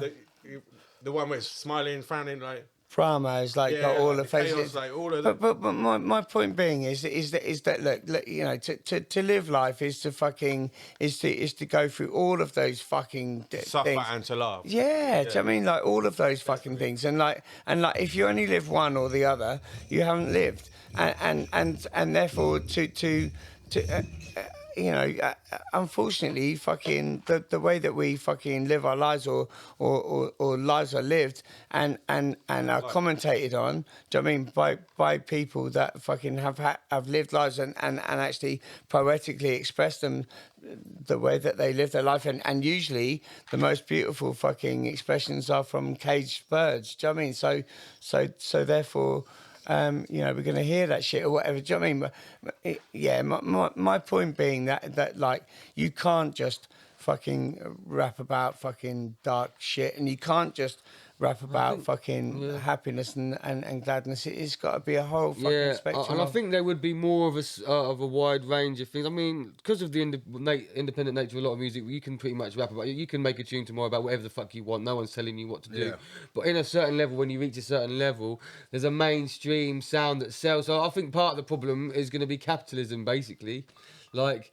The industry side of things, sales, like, violent sales. Like so these rappers or hypothetical rappers, they go with a demo, and they've put their whole range of emotions on there. But the label or whatever, the machine, if you want to call it that, the industry wants the next Band OK, the next this, the next whatever, and therefore some of the other stuff's going to fall by the wayside. It's not to say there's not room for it. It's just it's money that it boils down to capitalism. A good example is the British rock band is dead, isn't it? Like I'm waiting for that, like the next legit, authentic band to come through to continue the lineage, because it just, and don't get me wrong, I'm glad that we're in the era of rap taking the fucking mainstream, but like when was the last time you heard an actual rock and roll band from England that and is that touched those again is people, that part of the problem? Is that the machine again? I don't know much about it, for sure. But it seemed like in terms of like they're gonna just cherry pick talent and go right like. They might not want the whole band. They might not want the whole band. They might come. You see what I mean? Like, there's it seems like there's less and less groups and more solo artists. Maybe, or maybe I could be wrong, but it feels a bit like that. And that again could boil down to the industry element of like, we like that guy, but his mate that raps and sings with him is not. He's by the by. We'll take him and make him the next. Like, is that a thing? I'm not saying it is. We was blessed in the 90s. We was we was blessed in the One more time. 90s. Do you know what I mean? We had the Prodigy. We had all the bands. We had Oasis, Blur, Ocean Coliseum, all of them big bands, the indie bands. We had the rave scene. Do you know what I mean? There was a lot popping off in the 90s in England. I think what it is... Yeah, but you'd be surprised still that I looked to England for music. Like, when I was out in Vietnam and that, music, like, we set the tone. Like, that's why it's embarrassing what's going on with the arts during all the pandemic and everything. They're, like, misrepresenting, like these people in power don't give a shit. Well, they actively don't want that sort of shit. The eyes that look to us all over the world is on our music. But Tories don't want that sort of shit because they don't want people to be like expressing themselves. They don't want like rebellious element to music or anything like that. So they're not going to. They'd rather underfund it. Yeah, but you say that, and I agree. But then what he's saying is, look at the music they are putting on the radio now. If you actually just tune in. Pretty dark, like they all of a sudden they used Well, you to think be, there's a narrative? Well, you fucking do because you keep pushing it. But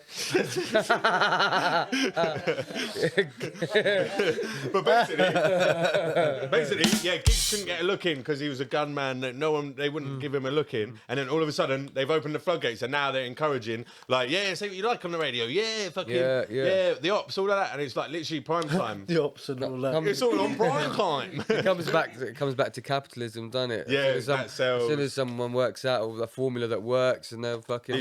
Even... Lee. Let's take... Headshot. You know, some of the places where, you know, where we used to listen to, so like New York and places like that, even all New York and all that do drill now, do you know what I mean? Yeah. Starting in Chicago, came to London, went to New York. Like, the most popular shit back in the day was like, who was the most cleverest, you know what I mean? That's what I'm saying, that's what rap was. Nas, Jay-Z, Biggie, it was all like, you associated that with New York, didn't you? Yeah. You associated the West Coast with funky, do you know what I mean? Gangsters. Shit. Like but you expected people to be intelligent. Because even though Onyx, and I keep talking about Onyx, but that was intelligent, do you know what I mean?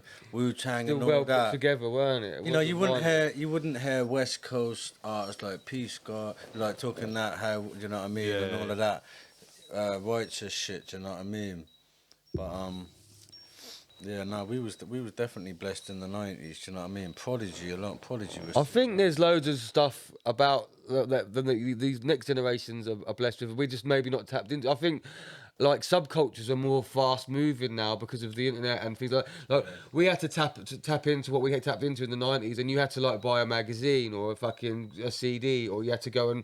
like tap into it, whereas subcultures are just coming to people's fucking phones now, so like a thing that we might have lived for fucking ages and really like run ragged, like the rave scene or whatever you want to, you know what I mean? Like, they're like that might come and go in a blink of an eye. Like 1 week there'll be some fucking thing that's big on the internet and then it'll be gone. Yeah, I love the fact that that nowadays, like, people are like, you know, the younger people than ourselves are like into like Tool, you know, like a metal band, or, do you know what I mean? Like into that, and then they're into like, I don't know, like fucking like I made not some retro band, and then they're into like Tupac, and they're into like blah, blah. There's no boundaries. What you're saying. There's blurred lines. I just remember that's like, kind of my story, is like all of that. Like, it's so good, isn't it?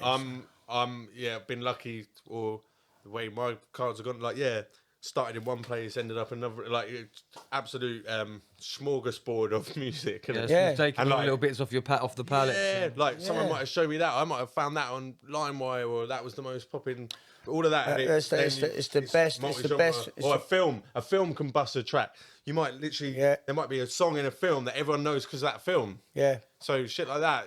I just think it's the most healthy fucking thing ever. Like to be exposed to a plethora of variety of things, you know, like, and a variety of music, a variety of fashion, a variety of people. Because it wasn't like that when we were younger, was it? You got pigeonholed quite more. Absolutely. Would you say? I think you were like, I'm hip hop. or I'm a goth, or I'm a this and that and the other. Like at college back in the day, like around '99, you see like the kids that went into certain type of music was sat in one table. Oh mate, you'd have kids in the tracksuits in one table. The fucking you'd have you went shit in one. Yeah, it was like you sort of that was your ID, that was your identity. Yeah, I noticed that back. Which I think was important for people at a certain time or whatever. Yeah, maybe gives you a sense of belonging or whatever. I think it was detrimental to everyone really. Like, do you know what I mean? In that sense, I love the fact that people are like. Just into all sorts of shit, like and me too, man. Like fucking like mentioning the band Tool, like do you know what I mean? Like, totally, do you know what I mean? Like, not what I'd expected you to have brought up. So that's a good thing, but it? but they're fucking got some banging tunes, man. Like, and you listen to the lyrics, you're like, fuck, that's dope. Like, mate, you're chatting to some, when I was in college, I was in an indie band. Right. Before that, I was in punk bands. I've been in like 3 bands. When I was a youngster, and then when I was at college, I was in a sick indie band. But I was listening to grime. Like, I was listening to... So you're an example of what he's talking about, really. I was listening to hip-hop. Like, I'm the age where my parents like had the Fugees and the Eminem albums and shit. That was pop music when they were fucking having kids. Yeah. So, like, that's the age I am. So, like, I was in an indie band because that was I was like, rock and roll, that's the thing. But then you start smoking weed, start getting girlfriends, chasing girls, whatever. And then, going to parties, all of that, and being exposed to different sort of but also I think when I actually started rapping, I just realised I just liked watching freestyles and hearing people rap, liked hip hop, and then I found it amazing. But then you'd literally, because you get to know a song, you have it on your iPod or whatever, you know every word, and then I was like, wow, I can literally rap. I can rap an English Frank freestyle. That's like well sick. And like you literally rap with word. I'm like, oh right, if I wrote it, I'm well sick at right. That's my best subject or whatever. Like, okay. If I can rap here, I'm not saying it's as simple as that, but like no, but it is that is the basic. All it takes is that. Then it's a really similar thing as what I was talking about earlier. Talking about like I'm fucking influenced by loads of shit. I love. Anyway, but a really similar sort of introduction to hip hop as me in a sense. I mean, because I always loved writing, creative, like short stories or whatever, and fucking blah blah. I loved using words basically. I liked manipulating the English language, and then hip hop. Yeah, like how you said earlier, was a very good way. And then you're saying he would have been here anyway. But what I love is like back in the day. What I've like. So when I was talking about my fucking limited. Do you know what I mean? Like prostitution. Whatever the fuck I was going on about. But that is the truth, and that was I was unable to branch out of that circle of people because Norwich and just didn't have that. There wasn't a crossover. There was no crossover. There was no people like crossing. You know what I mean? Like enjoying the same things as each other. And so I was then straight up and down. Fucking I am hip hop. I found my identity. That was me. Fucking hip hop. I straight up and down. I love the fact now that people are like, I fucking love it. I love 90s hip hop. But I also like funk or whatever. And all this shit. And I just think that is so much more healthy, fucking healthy and wholesome. And so much more like, if you're going to be an artist as well, if you're going to be a musician, then fucking definitely do that. Do you know what I mean? And mate, if you want to go to parties and hang out with people, it's also the reality. Like, I go to places where they don't want to hear the music. I go to mainly the places, some of the spots I go to, like, there's times where no one would even want me to play music. Like, I've got a screw face, but they don't want to hear it. They don't understand it. So like, if you're just out in the world, if you're outside, you're going to encounter all sorts of music, and it's better to listen and appreciate and like discover than to just fucking try and like wave your flags. Mate, I'm all about that. Like if someone says like, "Oh, fucking like I'm into this shit," like I had a lodger called Reese, and he loved fucking gaming and shit, and he loved this fight. He loved his fucking. I remember him when he worked. Remember him? He loved his fucking thrash metal and shit, and he'd play me some tunes, and I'd be like, "Mate, I hate it." I'd be straight up and down with him. Be like, "Mate, that is not for me at all," and he's like, "I fucking love it," and I'm like, "Why are the most like meek people like, your mother will suck cocks in her?" Do you know what I mean? Like, listen to this fucking crazy, like, fucking full-on violent but that's fucking... his outlet to feel like that. I guess, of course. It fucking buzzes him up. But then he'd like, some of those double bass pedals. And then he'd go like, "Oh, listen to this tune." I'd be like, "Oh, fuck, here we go." Do you know what I mean? He'd play me this tune every now and then, and I'd be like, That's fucking nice. That's really cool. Do you know what I mean? Like, you know, it's just really nice. think- Like, Yeah, I as an think- artist, I think you get to appreciate that side of things as well. Like when you start hearing things a little bit differently when you're a writer, because you think like sometimes I listen to a song and I think that's really good writing. I might not want to fucking listen to that song ever again. I might hate the song, but I go, that's really well written. Do you know what I mean? Yeah. So one thing I do want to say, we've got a project, don't we? Yeah. Yeah. Do you know what I mean? We've got a project. Yeah. We've got a project with Harry as well. But yeah, me and you have got a project. We Yeah. haven't got a title for it yet. Yeah, we have. Huh? Silver and Golden. We picked that boom. That's a sick name. Yeah, let me just hear that That's again. what we got. Yeah, we went with that, and then we was just Go on. boom. Silver and So Gold. that's pretty much Sick there name for anyway. a project. Because I wear silver, he wears gold. I wanted to call it Alien Head. I already Yeah, was Silver thinking Gold, you yeah, were that's silver okay. and you're gold, yeah. Yeah, So that's Silver and Gold. coming, and we're definitely gonna push at least because we didn't push a video of our last project. No, not the. the Witching Hour. The Witching Hour. Do you know No, what we I didn't mean? do a video. Which no. was 6 tracks with 6 different producers. It's a good concept. And it even had a Yeah, beat from Dan some magic Halen. shit. Yeah, it did. Say again. Beat from Dan Halen. The yeah. Witching Hour. How? How are you doing? Hey, Dan Halen in the house. Didn't it? Yeah. But that's big in itself. And I remember him saying like a part of the beat was like the steam off the kettle and things like that. You know what Dan's like, do you know what I mean? Big up. I thought he was recording steam off a kettle. Yeah. Random noise. Some sound effects shit. That's You know cool, what I isn't mean? it? Yeah. That's crisp. Let's see if we can name the producers on the Witching Hour. So you had Dan Halen, Case, Measy, Sacred Beats. And me, I'm sat here and you didn't even clock it. The Disrespect, so Reds. So there was one more. I'm not normally producing. Sir I play Reds. the beats here and there. Do you know what I mean? Yeah, we're going to leave you to last. Sir Red. So there was one more. You might have to get that up, Lee. You might have to get that up. It was like some, I don't know. Hold on, I feel so disrespectful to that producer. Was it not some Portuguese guy though? Still deserves respect. Does he? He's Portuguese. Yeah. All right.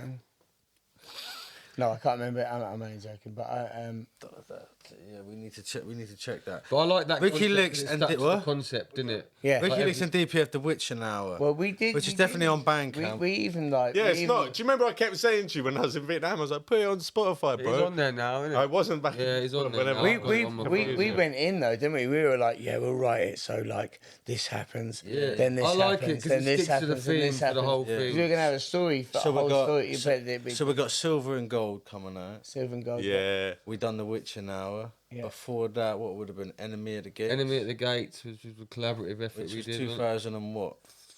15, 16? Yeah, I guess. It was kind Also, of you got after- Marmite. Kind of at the end of the music lesson stuff around that period. You got Marmite. You Yeah, we too. done That's the what I was going to Marmite. say as well. Marmite. Yeah. Enemy at the Yeah, Gates was. Marmite was, do you know what I mean? It's one of them ones where I thought them tracks were lost. I got them. I just, do you know what I mean? And so, yeah, that's a lot of music I got out there together. Yeah, do you know what I totally, mean? yeah. Obviously, we've done some big tracks together, Yeah, innit, Reds? yeah, We've done, man. Like you know. some of the fucking like. I think that tune we done with Big Noid obviously is life changing. Yeah, because yeah. like, I listen to him, I go. But I generally think that's one of the better tunes that's come out of this area. Not just because I'm on. Yeah, sounds yeah, bad because I'm on it, but like I think the beat that Dr. G made there and fucking having Big Noid on the track. I don't know. Big I still- Noid from Mobb Deep, do you know what I mean? Yeah. People who know hip hop know Big Noid. Yeah, I just like. You know what I mean? That was a big thing. Crazy good. That was a big link. But not only Yeah. was it a big link, we went and met him. Yeah, it was a and done good a day video out with and him, everything, and weren't it? So Yeah. it was all proper. Yeah. You know what I Did you meet mean? him?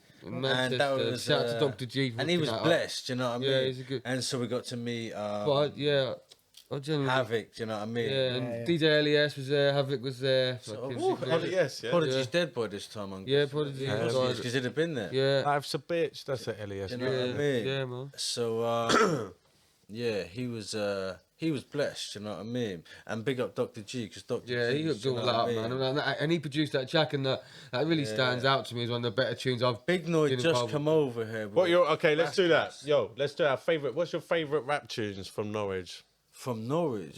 Whew. That's a tough I'm gonna ask you all. Maybe what do you want? 1, 2 each. I can do it. That's I can a go toughie. first if you want. That's a toughie. Whew. Whew. There's too many. Everyone's all stressed now. Like, It's too many. why are you asking me You'd that, have to bro? say name an artist. No. I was tell you a few of my favourite. I just want to hear some Norwich. Your favourite Norwich There's rap a gun to your head right now. You got to tell one. You got to say one track. Yeah, your favourite Norwich rap tune. Yeah. So what's the one where you say until Licks is out or look after his collateral? Eureka. Yeah. Right, so boom. Woo! Harry Ixer, Eureka. Okay, but that was not a loaded question. I did not know. That tune there, do you know what I mean? It was just the timing, what was going on for me and Harry, do you know what I mean? Like, you know, that period of time there. And so that track, and then you mentioning that in that bar, do you know what I mean? So yeah, because that was a track that hits me, do you know what I mean? Because it takes me back to that time. Yeah. You know what I mean? Yeah, and that track, not just. Have you got any Norwich tracks? No, hang on. I just asked the same question, so we're going around. Your favourite Norwich rap shit? Oof. If I gun to my head, I'd say Keith by that geezer. Keith, yeah? Boom. Okay, epic. That's a big one. And if you haven't checked that out, that's on what album again? It will never catch on. It will never catch on. That's all. Is that That's all a masterpiece. Is that all online? Yeah. Yeah. Is that everywhere? Like this? Yeah. iTunes. It'll never catch on. DPF. Go and look To that the up. knowledge. Do you know what I mean? Yeah, it keeps one of them tunes. It's emotional. Gets me. Yeah. It gets me in my feelings, even though I don't necessarily relate to it entirely or anything. But it's just one of them ones that just gets me in the fucking heartstrings. Yeah. But there's so many to mention. That was the first one that came. No, that's what I'm up for that though. The fresh, just the real one. What about you, Joe? What do you like? Norwich rap shit. You say you don't even like rap shit. I do. No, I do. No, I'm joking. I do like. It's just that I'm not exclusive to. Do you know what I mean? I mean, love No, I'm just talking. that thing. I think one of my favourite tunes recently, and I'm gonna fuck myself up because I can't remember the exact date of it. Is and I'm not just saying it because Reds gave me one. I'm not though, but I do one of mine now. After but it's the that's you got to do. yeah. Deep. It's the YouTube been rolling 2004. Yeah. YouTube been rolling 2004. Oh, what? Yeah, the one with a video about the Rave. Yeah, it's dope. Do you know what I mean? It's dope. It's just like, do you know what I mean? Like, Spud, but that's a sick tune. It should go properly. that's Reds 2004, isn't it? Yeah. Yeah, do you know what I mean? It's So just go like, check I don't that know. if you haven't checked that one out already. Check that one out. Yeah. Do you know what? No, we're all now choosing each other. Yeah. But and it looks like they just chose each other, but it's true. 'Cause these are some sick people. Yeah. But yeah, my favourite, my most played is you and Bemis. What's it Find called? a King. Find a King. Woo. Yeah. Find a King. lot of That people keep going say back to that that one for a long time. I like them all. Because I wasn't from Norwich, I arrived and was just on the rap shit. I'm literally, my laptop is a madness. Like from Where I'm on when about I was having a fight called with, him. myself, having a fight with my shadow. My shadow got glassed up. That track Never there. glassed That's up. Borford Glass buds stage, till the do you know what I sun's mean? up. That like. But Alien Attack tune stands out for me out of your body of work, I'd say. I'm not saying it's Can I my just favourite one, say- but that popped into my head when we're talking about. Yeah. And do you know what? That's important as well because today. So yeah, I was going to mention this anyway, and that's a good segue, but that's just a coincidence. But that tune, my mate Phil's in the video, and he died today. So, yesterday. Rest in peace. Yeah.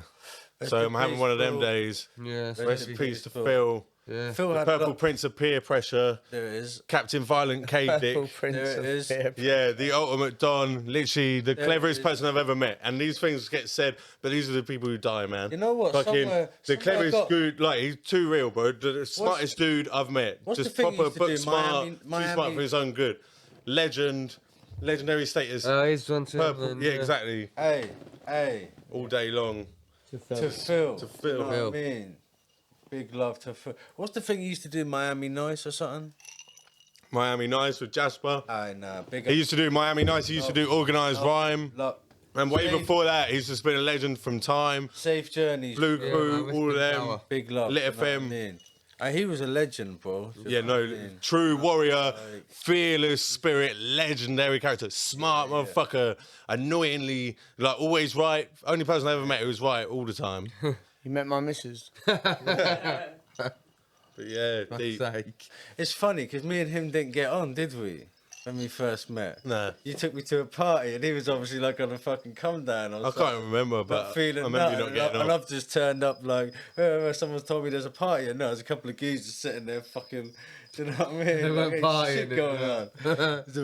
So he weren't as welcoming as I was. You were up for a party. We've had an argument and like I ended up fucking off and that. But after that, do you know what I mean? I had a few nice chats with Phil, and he was in the Alien Attack video. Do you know what I mean? Man. You know, he was in the Alien Attack video.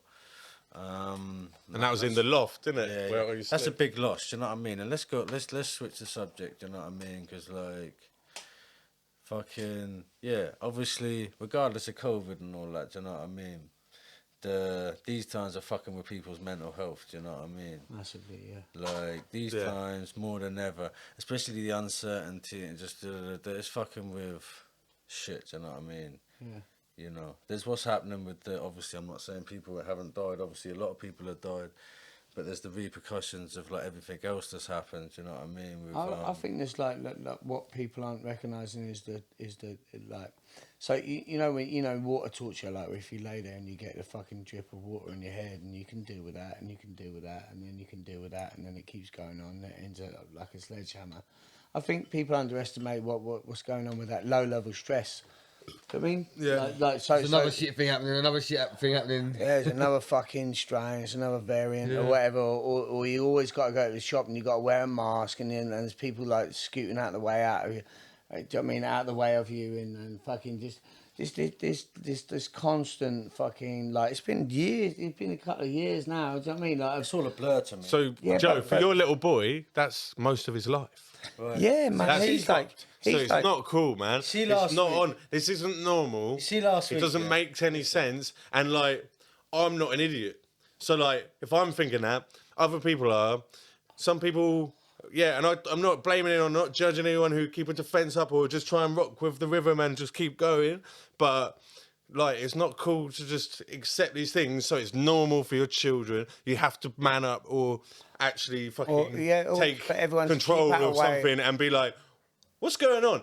Or not like gaslighting people who are just smelling some things up and just like making people. It's divisional, and it's like it's time to be brave. What's actually going on? Massively divisive. Like, and I'm not saying anything crazy, so like I know what it is. It's just, you know what I mean? It's just, I think it's just, constant, it's just constant. It's constant fucking. It does like the drip feed of negative news, of this, like, let's be aware. You know what I mean? Aware of each other. Let's fucking keep out of the way of each other. Let's fucking go constantly So I went to the doctors the other day. I thought I had COVID for a week and I didn't. But I took a PCR test and fucking blah blah, and I didn't have COVID in the end. But I had the flu, I think, at the same time as a lung infection. So I went to the doctors. And I'm fucking coughing my ass out like fucking, and I enjoyed it because me being me. Do you know what I mean? Like I love a good cough. Do you know what I mean? Like do you know what I mean? Yeah, but there was like the whole fucking waiting room was just like fuck. Looking at you like I mean, there's not only was it in the waiting room, but there's a fucking mirror there. Big old mirror, and I'm sat there going, fuck, I got my mask on, but I'm going, like making yourself to the point where I'm like, fuck, I'm gonna be sick, fucking hell, like coughing my ass off, and I'm just watching these old people go, looking at me, and I'm there going, and you can't blame them either because that's what's been fucking. Yeah, of course they're fucking flooded with bad info, like. But I'm fucking loving it. Beef in the shops, but when I think about it, when did COVID first come in? When was it? It was like 2020 or March. January. March. Started January. March February. 19. Just pretty much 2 years. March 19 it was. No, but I got back from Vietnam in January, and that's 2020. Was it 20? No, it's 2020. Yeah, 2020. But it was January. Maybe it affected us with rules in March. Check me out. It affected us with rules in March, but I was onto it from January because I got back from Vietnam in January, and it was popping in Asia, and I was like, this shit is real. This is coming, but.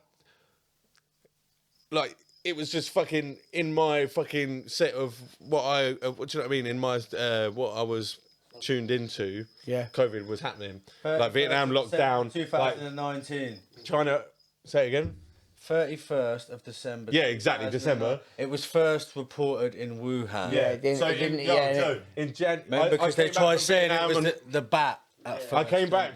Check it out. Okay, I'll tell you the exact dates because I actually remember. It's weird. It aligns with my story. I came back from Vietnam on the 21st of January, and I was in Asia, next to China, till the 21st of January. On the 31st of January, China announced a endemic or whatever. It's not an endemic. A pandemic. What's a small pandemic? You know, endemic is before pandemic. Endemic in their country on the 31st of January. Vietnam locked down on the 1st of February. Like, that's how quickly they reacted. The next day, they full lockdown. It's a communist country. They locked the shit down because SARS 10 years ago ripped through them. So they took it serious, and they didn't even have, and shut their borders, and their borders are still shut. So I know the exact dates because 10 days after I flew back, like in a mess from Vietnam and all those shit going on, then a pandemic kicked off there, right next. Vietnam's right next to China. So that was literally where I was. Then like I get back and it all popped off, so I know the exact dates. So yeah, like you said, March is when the lockdowns and it affected England, so that's when it's on your radar. Yeah. But this pandemic is about January 2020, because like I said, 31st of December, fucking 19. Yeah. So like, it's been, do you know what I mean? Yeah. It's been fucking over 2 years. It's like a collective trauma that's been going on of everyone. There's a collective trauma. Yeah, but do you know what the mad thing about the trauma is? No, it's not like, oh, I'm traumatised because all my mates have died. Nah, like, I'm not being insensitive either. I'm just saying, like, more of my friends have died from suicide in the time than actual. One doesn't negate the other. I don't want to go down that road. Yeah, no, I know. I'm not trying to say anything wild, but what I'm saying is, you said it's been traumatising, a joint trauma. I was saying that. Just that. Listen. No, but let me just say, you said it's a joint trauma, but what I'm saying is not just shout in your face. You know what I'm like? You may not have COVID. Yeah, I'm just saying that. It's. I'm now losing my place. Go. It's not a joint. No, wait. It's not a joint trauma because we've all like been affected by the pandemic. It's like just been disruptive. It's like you're saying it's been a trauma because like we can't get on with shit. But it's not like everyone's dead like in the plague. It's like actually this is all so unnecessary. Like, it's affected everyone. It's affected everyone in different ways. I'm not putting words in your mouth. I'm just saying what I'm saying is regardless of the stuff we don't know, the stuff that we, you know what I mean? Yeah, I'm not trying to blow it up or anything. My nanny in her last few months couldn't have because she died, like, do you know what I mean, when COVID was going on, do you know what I mean? So she couldn't have visitors in the home. Bullshit. Just unluckily, she just happened to get to an age where she kept on falling over as COVID hit. So then she couldn't go at home. So she's gone into a care home, so then she couldn't see no one. She couldn't have her Werther's Originals and just little things. Yeah. That's what I meant by collective trauma. Everyone's got like little things that have gone on in their life. While we're on that subject, I wasn't going to say that wasn't real. I was just saying, listen, let me finish. In the words of Harry, let me land. Yeah. You know what I mean? So on that note, why the fuck should I listen to Boris and all them fucking nonsense? You know what I mean? All them pieces of shit. All of them. Having a party while we weren't allowed to do things like attend our loved one's funeral. There was some weird rules going on, weren't there? We weren't allowed. That's what I'm saying. Remember, we were exercising for an hour. People were going out for 1 hour. I'm not trying to fucking go down. Listen, I went to funerals where there was a limit on how many people could go to the funeral. At the same time, them nonces were partying. Yeah, no. The fucking so. But just bear in mind, we only know about this because they want us to know about it. So. No. It's all foggy, bro. If they didn't want us to know that shit, I'm not excusing it, but I'm saying that's the tip of the iceberg, bro. If he had actually admitted it, bro, they're distracting you by talking about cheese and wine. Listen, mate, they're robbing us. Bruv, if that pig actually fucking admitted it, then you could be like, oh, they had a party, they're pricks. But then just to lie about it and be like, I didn't know it was a party and all this stupid shit, makes you have even less faith in them, even more reason not to fucking take their vax, you know what I mean? And even more reason to be like, fuck you. There's a reason why I said, fuck you, German lockdown, and did what the fuck I want. And I didn't adhere to how many times I was allowed out. It discredits things that are credible as well. The problem is this is prison. The problem is you're discrediting things that are credible. Exactly. No. Their actions discredit credible things because there is a genuine need for like fucking certain scenarios to do with this pandemic. The set of rules I live by are not theirs. That's fair enough. But what I mean is they've discredited their own court, like the generation, like the nation's cause. There was a cause to try and get this shit under control, whatever you wanted to call this shit.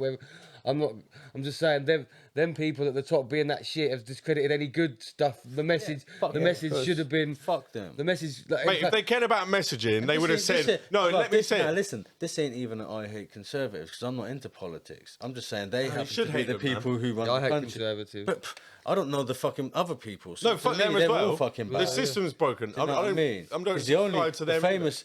Because if you're saying I should like Labour, I don't like any of them. I'm not saying you should. That's like not any what of I'm them, saying. no, I'm no. not saying, voting for like, they're all. So when I say pricks political and nonsense, it's class. because the respect that they've shown us is the respect that I got for all of them. Yeah, You know what I mean? and I agree. But the point I was just trying to make is that by doing all their fuckery, they've discredited any little grains of credibility that were like the scientists are saying that. Nah, it's at a point like they were could have fucking. There's a message there to be had that would have been credible, like peer-reviewed science and all the rest of it. Yeah. But you're not going to believe that now, whether it's true or not, because it's coming from dickheads. Yeah. So they've fucked us as a nation up. Like getting. Yeah. Getting information is more easy. The only problem now is you've got more information than you need. Do you know what I mean? Yeah, but the other problem is false. Like, yeah, but the other problem is like people's opinions mean more than fucking actual fucking evidence. That's the problem. Fucking, Everyone thinks their opinion's equal, and it's not. Yeah, it's like, but it's like it's divisive, isn't it? The whole fucking thing is divisive. It's like when the health secretary went to the fucking hospital the other day, and he said like, how do you guys feel about the mandatory vaccinations? And this medical professional said, I don't think I need a vaccination. I've been around this for ages. I've got antibodies. I don't, and then when you have the vaccination, it only works for 2 months and it starts waning at 1 month. So what, are you going to vaccinate me every single month? Blah, blah. And then he said that to fucking whatever his name is, the health secretary. Do you know what I mean? Like, he said that to him and he went, well, that's your opinion.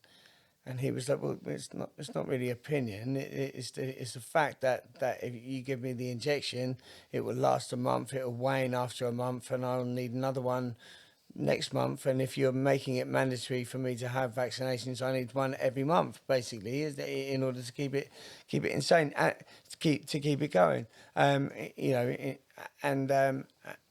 And the fucking politician turned around and said to him, well, that's your opinion. Yeah. It's like, well, maybe if you give someone just enough of that vaccine, like, that'll then make them keep needing it, do you know what I mean? Like, I don't know. Who knows what they're fucking up to, bruv? Mate, they've made... But this is the first time ever, like, there's been something where even normal people who wouldn't be into, like, they're up to something. Even like your average people are like, nah, fuck you this time. This, do you know what I mean? This it's like that cab driver who was like, this is more than what's been let. Lined up for it and it fucked me up. Like, I think a bunch of people have been like, okay, give me the vaccination. And then they're like, okay, give me another vaccination. And they're like, I ain't anti-vax. I ain't even on board with. Like, I'm not even. I wouldn't say I agree with some of the fucking narrative that's pumping out. But there you go. Yeah. So can I just say something while we're on the subject of COVID?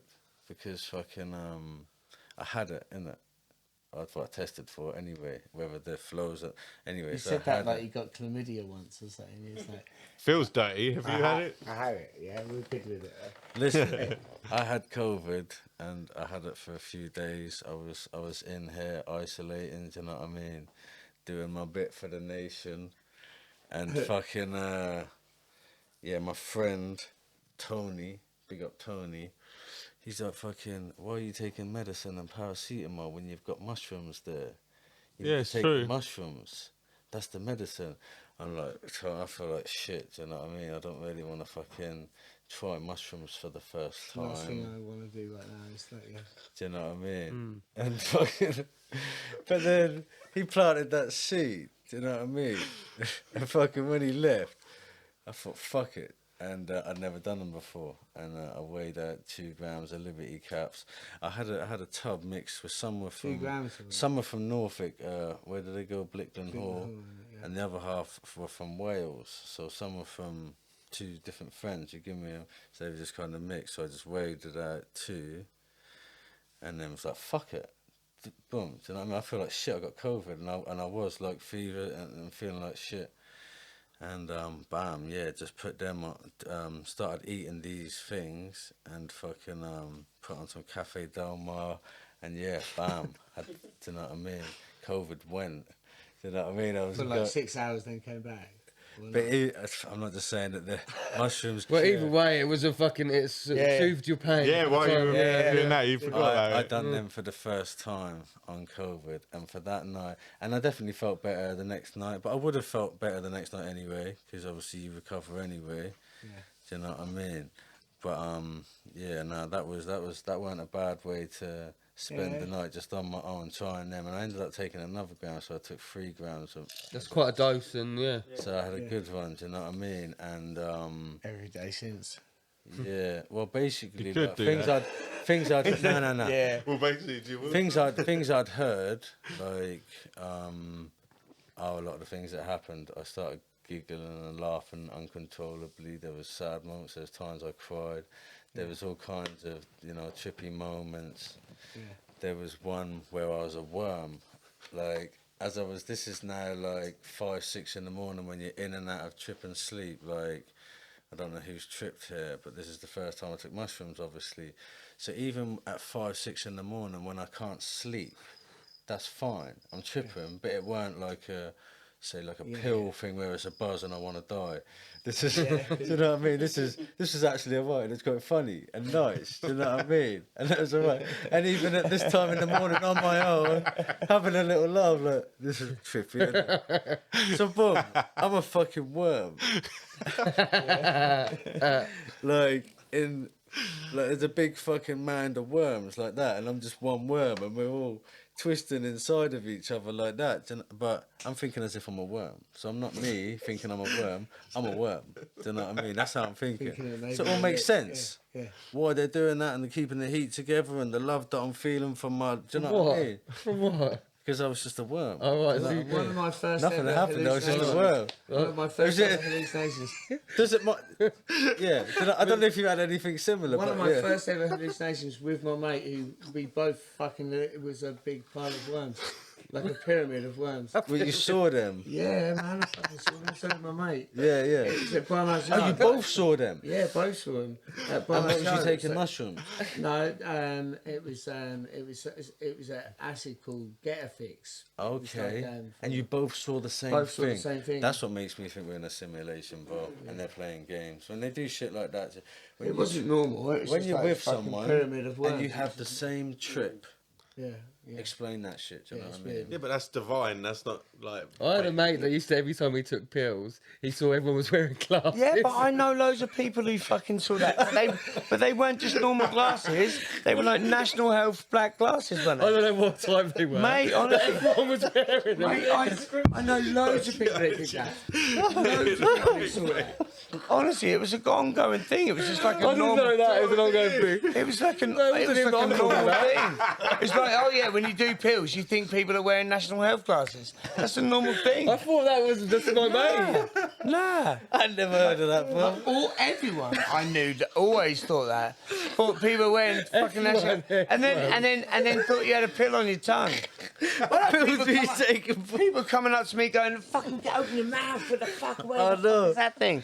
What pills were you taking? Mitsubishis and fucking Mitsubishis were dirty, weren't they? They were strong. Yeah, but like everyone used to see people with. Yeah, I did as well. Yeah, my mate used to do it. National That was a Health regular, glasses. quite a regular. It wasn't it was a few times or whatever. Yeah. I just thought it was just him having a... Nah, it was everyone.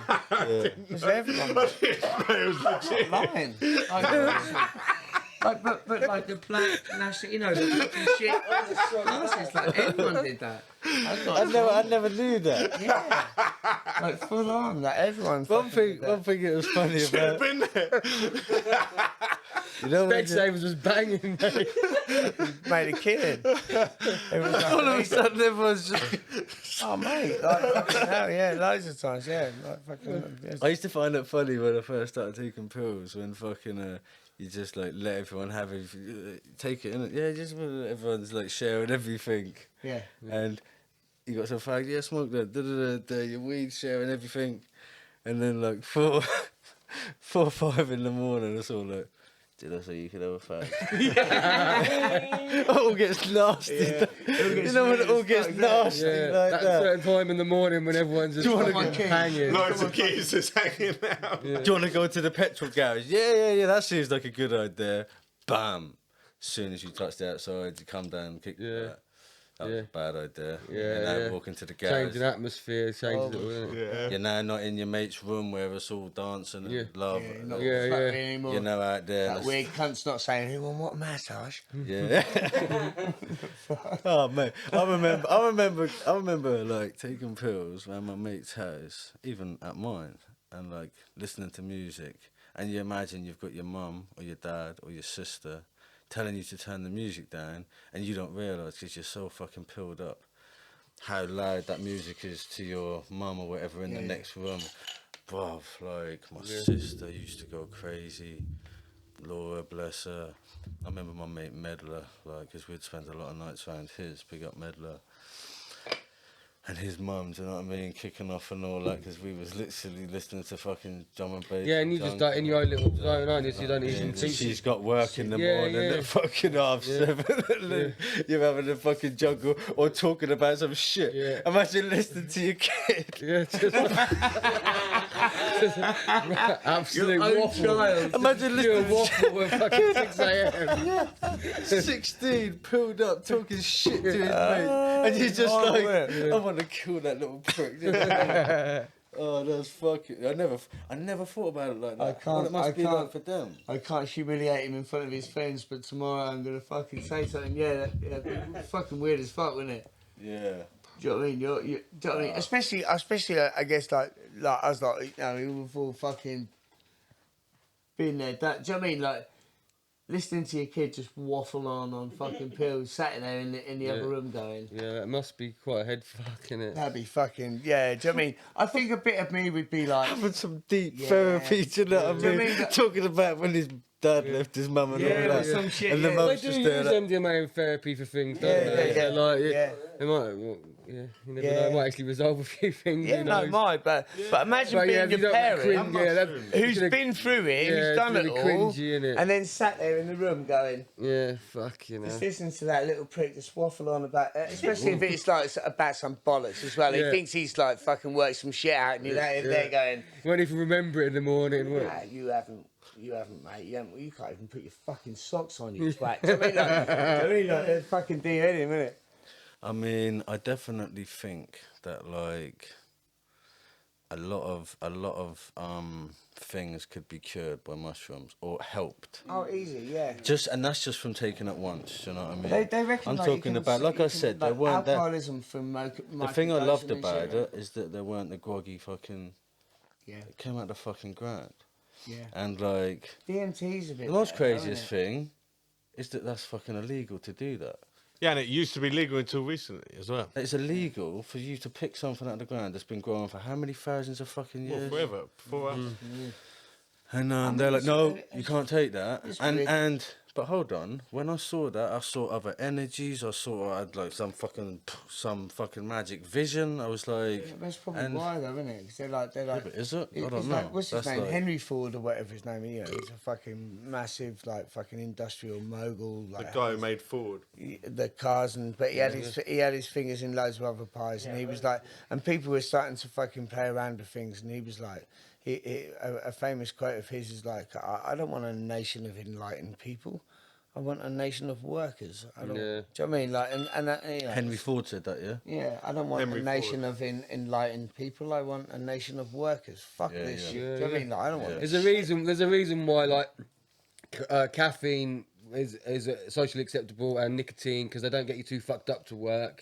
Alcohol's all right because it gets you enough you can get pissed to forget about work. There's a reason why certain substances are socially acceptable. Like in Burma, in my opinion, I don't know. I'm not an expert. No, I'm but just you're saying. right. In Burma, they have factories that make our goods. In Myanmar, they have factories, and there's documentaries about it where every single person is on like meth tablets, like crystal meth. And like the whole factory is, and they constantly giving them, so they don't sleep, and they just make goods for the West. Like this shit is real, man. Like drugging people, like just programming people. Yeah, like the things, like livestock. the substances they allow are because they benefit capitalism. It all comes back to capitalism. I sound like I'm a fucking anarchist or whatever, but that is my problem. That is my problem with most things. It comes back to capitalism. In Nazi Germany in the 30s, everyone was on. All the factory workers were on methamphetamine tablets. Have you seen the documentary? So was Hitler. Doctor. Yeah, Hitler's Doctor is a documentary, and Hitler was on so many drugs when he died. Like he was on every drug every day, like staying up on amphetamine, speeds, Hitler. Yeah. There's a documentary called Hitler's Doctor. Okay. And it's just about how much drugs. There was a lot of experimentation going on, like. Yeah.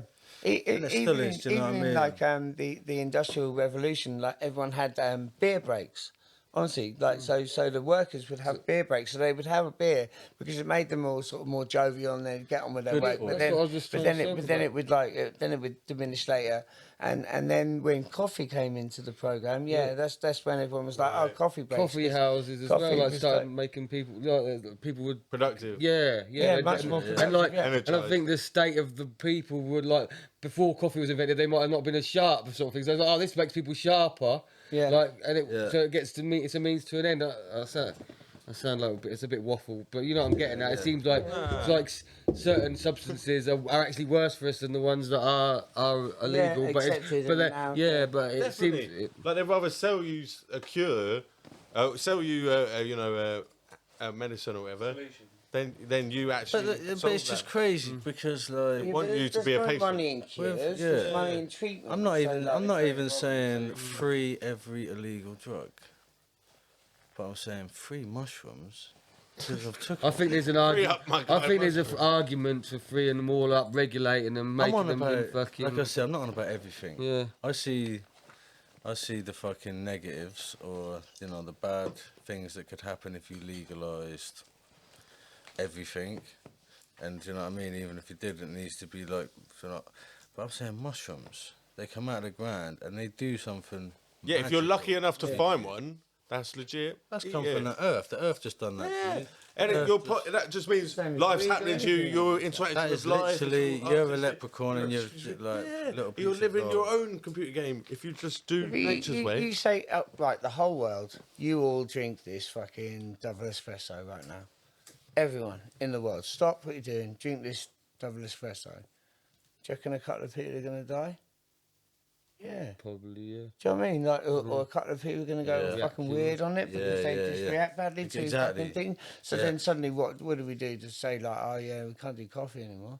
Do you know what I mean? Like, whereas most people administered in the right way, fucking microdose some fucking acid if they needed to, or mushrooms or whatever. Just avoid some people don't benefit from it. Affects them badly. So if it's not for you, don't do it. Yeah, but it would probably benefit quite a lot of people. Shouldn't all be. But then some people who are schizophrenic or some people who are fucking I don't know, muscular sclerosis or fucking some shit. I don't know. I'm making it up, but you know what I mean? Like whatever that administration or do you know what I mean of thing would have adverse effects. Suddenly, okay, so no, these people fucked up on it. There's a few people who fucked up on it. We should just make it illegal. It's bullshit. Do you know what I mean? It's like, same as anything. It's like, I mean, alcohol, fucking come on. Like, how many fucking lives does alcohol fuck up? Yeah.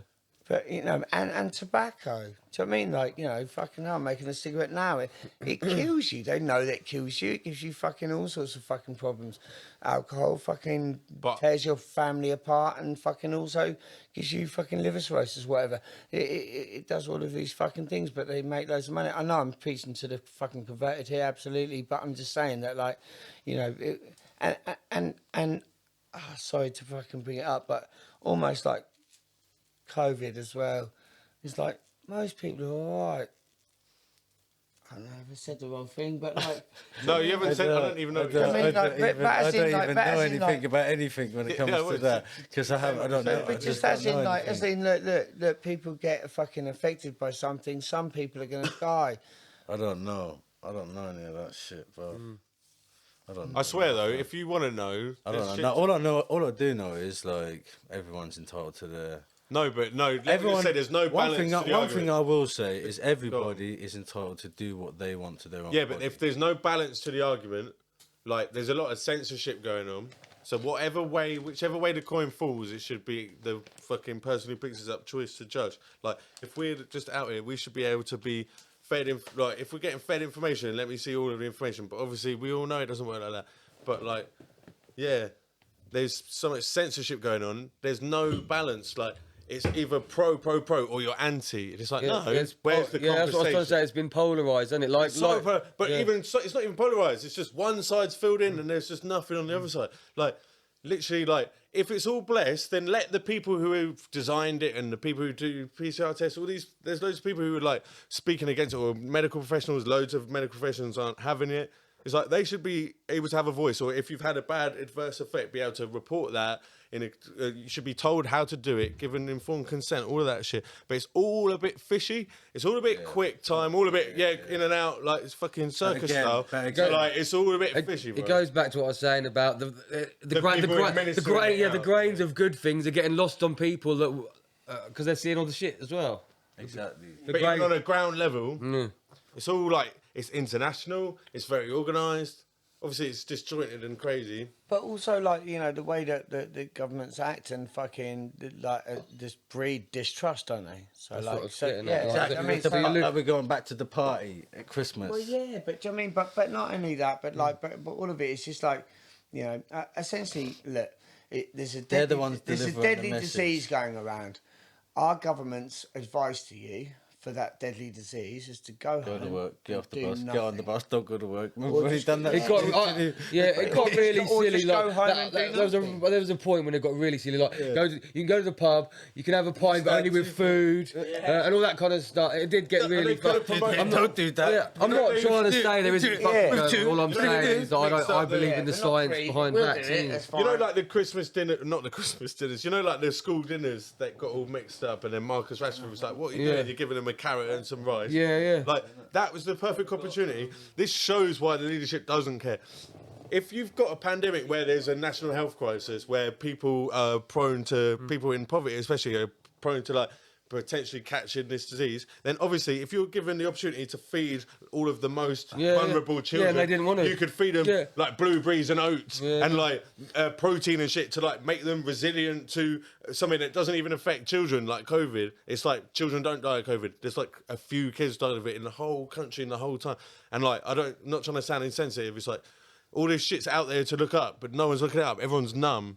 And I'm not saying it's all one-sided. I'm saying I'm not saying it's all doom and gloom. But it is one-sided. I'm one of them people. I haven't been looking up. No, but I'm just saying it's one-sided. So whatever way it falls, right now, just do a little of snooping, because it's literally like you're not allowed to have anything. Oh, you're anti-vax. Oh, you're the anti-vaxxer. It's like, no, I'm vaccinated for loads of diseases, mate. I've been to Asia, mate. I've got vaccines coming out of my fucking veins. But people are just not fucking allowed to say, oh, I don't know about this one, that's all brand new and I don't need because I've had COVID. Fair enough. That one's not for me. Not my cup of tea. Not your cuppa. You're not feeling that. Go, you. Are you tea or coffee? Tea all day. Neither. No caffeine. Neither. Cold drinks. Is it? What about Whitney or Mariah? Ooh, Whitney. Just. Mariah with the ODB tune, though. I'll go Mariah, yeah. I look like a face. Bit more. Looks at me. I listen to Mariah Carey because the ODB tune, like in my car, I play that tune, but I don't play either of their music, so. During Christmas for me, but. What I was on about earlier on with Beyonce, that's a bit like comparing them, do you know what I mean? Yeah. You know, because Mariah live was just sick, do you know what I mean?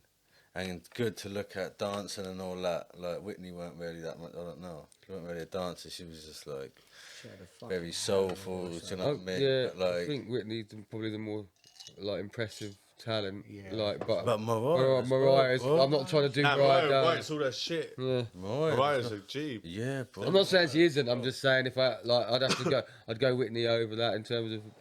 Whitney's got a mad voice, but her shit was more. Obviously, it's for my time, but all I've listened to, like Whitney's more of the mainstream, like that thing. But Mariah was hugging the audience, like she was in charge of her shit. Whitney's like an industry motherfucker. David Bowie or Freddie Mercury? Freddie Mercury. That's an easy one, isn't it? Yeah. Freddie, yeah. David done a couple bangers, but not on the level of Queen. No. But David's got bangers on his own. Yeah, I'd probably put on more of his bangers nowadays. But Freddie's still my G. I was like Freddie. I used to love Freddie Mercury. And I remember when I was little seeing him go like fucking hoover the fucking thing in like suspenders or It's something. magic. Going, I want to break free. Yeah, yeah. But I remember watching that as a kid, just going. I remember that as well. Yeah. It's normal. Yeah. It's normal. That way. I don't think. So he was bringing it through for you. He was making it normal. Yeah, I don't it's think just there's like many fucking totally performers normal. that have come out of this country that are going to touch Freddie Mercury. No, Ever. it's fucking- Did you know he wasn't even Ever. English? You know that? Well, he was in England though, weren't he? Yeah, no, I know. But He's he was English, but literally he's from- Turkish or something. No, he's from what country is it? It's a weird little country around those ways though. Yeah, I know. It's in the film. You seen the film? Because It was a good Freddy- I film. haven't seen the film. Fredistan. sorry, I can't remember the name of the place. But yeah, I think I'd put him in the I'd probably put him as number one performer that's come from this country. Yeah, he's I'd fucking. say. He's fucking. I mean, I'm no expert, obviously. You saying Freddie Mercury, yeah? Yeah. I compared. Sick. That's dope. Because that's what I was on Freddie from Obviously. day. I was like, I compared them mustache, to. mate. I compared them to. Yeah. It's not like I'm bumping Queen in the whip. Do you know what I mean? but that I would, shit is proper. But like you can, you can recognise. I compared them to, but the tune that they made together Under is one of the pressure. it's one of the best tunes ever. Under Under pressure. Under pressure. Freddie Mercury and David Under Bowie. pressure. Yeah. Chipping around. That's our face around the Powerful. floor. Powerful. They're basically having a little clash against each other. Do you know what I mean? And at the start, Freddie don't even actually say no word. He's just doing all mad shit. Do you know what I mean? People on the streets. Go back and listen to the track now. That you're like, oh shit, it's fucking powerful. Yeah, them two at the peak, like just You ever see? killing it. You ever see them silent videos? You know, where people they show you the video of theirs, but then they don't let you hear the actual vocals on it, and then they do their own shit on it. Yeah. Like their own so they done fucking Prodigy, Firestarter. It's fucking hilarious. You have to watch them. Yeah, And then Oh, what, you're talking about where they take the music out and they're just going like. yeah. And, Oh, it's fucking. yeah, I've seen that where there's no too music, good. like music videos with no music. Yeah, there's one Yeah, with I've seen it. David Bowie and And Mick Jagger. Mick Jagger. That's Dancing it. in the Fucking streets, hell, yeah. they're like, That's a banger as well. And that's a cover. Isn't but it? then you watch that video and you're like, oh my Thing. god, it's fucking awful video. What a fucking shit. Some of them video. 80s videos are funny, I isn't call it? that shit. But it was a shit video. It's like, oh my fucking Something- god, how much did that cost? Then it's 15, going like this, 15 like- quid? Something like that. Next to like Yeah. just a bit of trellis. Yeah, just like kicking their leg outside the fucking doorway. But imagine how Like, humiliating. But they were probably doing loads of coke. They were like, yeah, whatever. Just 2 minutes Mate, of their day. that But then video we're cost watching it £17.85. pence. that Something like that. 80s Do you know what I mean? shit, Like, it's yeah. fucking, it's just, it's fucking awful. Yeah, no, that was definitely all the wave. But yeah, But yeah, Freddie Mercury all day. Next. yeah. Simpsons or Family Guy? Oh, mate. That's easy, mate. Is Well, it? well, yeah, no, not- is it's it? I'll not go that first easy. if you want. I'll go Go on first. then, go. Simpsons. Are you mad? I'm going Simpsons as well, but I do like Family Guy. But Okay. Simpsons, the Simpsons is fucking. Simpsons raised me, bro. I mean, you know, we all grew up on Simpsons, and I fucking loved it, and I got upset one day because I think I was on drugs, and I got upset that Homer doesn't actually exist. I got genuinely upset about it, and then Family Guy came out, and I watched the first episode of Family Guy, whatever episode it was, but it was the first one for me, and I was like, I can't really get into it. And then later, I watched a few episodes, and I was like, "Fuck, this is fucking." Do you know what I mean? Like, so, yeah. No, I'm gonna actually go Family Guy on it. Oh, man, Because love that. Love that. once I got into it, I was like, "Fucking hell." Okay, then. The humour What is about- darker, innit? What about Yeah. Family Guy or South Park? Family Guy? Really? Yeah. Yeah. South Park all day, bro. No, I like. Family I like. Guy. I like No, South Park are trying to take you there. They're trying to take you through the No, way They that- are good. It is good. I Don't appreciate get me it. wrong, It is I good. appreciate it. But I like the It's humour of deeper, Family Guy more. I Like, they don't know, go maybe for I need to. Family Guy is sort of shit that's just always on. Now I got another one for you then. Right. Boom. Phil Collins or Rod Stewart? Oh fucking hell! I'm literally like fucking both. Really. It's a tough one, isn't it? I'm not. It's a tough one. I reckon I'm more likely to draw for a Rod Stewart tune than a Phil Collins tune, but I don't listen to either really. But Rod Stewart, if with a gun to my head, I'd go. Wake up, Maggie, I think I got. Like the gravelly voice thing. Yeah. Rod Stewart reminds me of like some weird like chip shop fucking worker. Like, Yeah, Rod Stewart's my mum's favourite, but I never really jammed. They all wanted a bit of him, she's got that Always blue. been on the other side. She's got that fucking shiny blue eye They all makeup. wanted a bit of Do you him. want crispies for that? I'm like, fuck, no, I'm not sure about you. Do you know what I mean? Like, that's Rod Stewart for me. I don't know. Do you know what I mean? But what's that fucking woman out of EastEnders? You look like a fucking some I know sort what you mean, of wildlife fucking bird or some shit. yeah. She used to look like some bitten or something, or like a fucking, I don't know. Do you know what I mean? Like, yeah. Oh shit, look out. Here comes that fucking thing that's gonna eat your koi carp or some shit. Do you know what I mean? Like, yeah. I got a next one for you. Liam or Noel? Well, That's a toughie, that's isn't a it? tough one. Like, no. It's easy for me. It's easy. No, Go on then. probably, no, probably because No. he's like, You're a Noel man? yeah, Liam. You're a Liam man? I'm a Noel man. Just because he hated Liam and Liam's a And twat, Noel writes the music, innit? Liam's a twat. Liam's got the voice though. It's iconic though. Yeah, It's yeah, iconic. Liam's swag. Noel can do a Iconic. good Liam, let's face it. Like, gotta Noel's avoid like it. better than... Noel's there anyway. Oh no, but He did yeah, good Liam. but Remember, if you Liam's got the swag and all yeah, that. but you Liam give me, had you his give me swag. like, Icon, mate. you give me He's like the Noel icon. or Liam Liam voice, had I'd the be like, swag. well, Liam, and like, Mate, you I'm know, from Great Dunmow, yeah, in Essex. That's where I lived when I was a kid until I was 9. And Liam Gallagher lived there for a bit. yeah. And there's a pub called So the Lennon's. Prodigy lived near there, as well. Yeah, the Prodigy are from Chelmsford. That's where I was born. And Liam was going out with one of the, what they called, the sisters. Anyway, that was all happening there. Jamie Oliver is from there as well. So that was some popping shit when I was a kid there. Anyway, progress with the thing.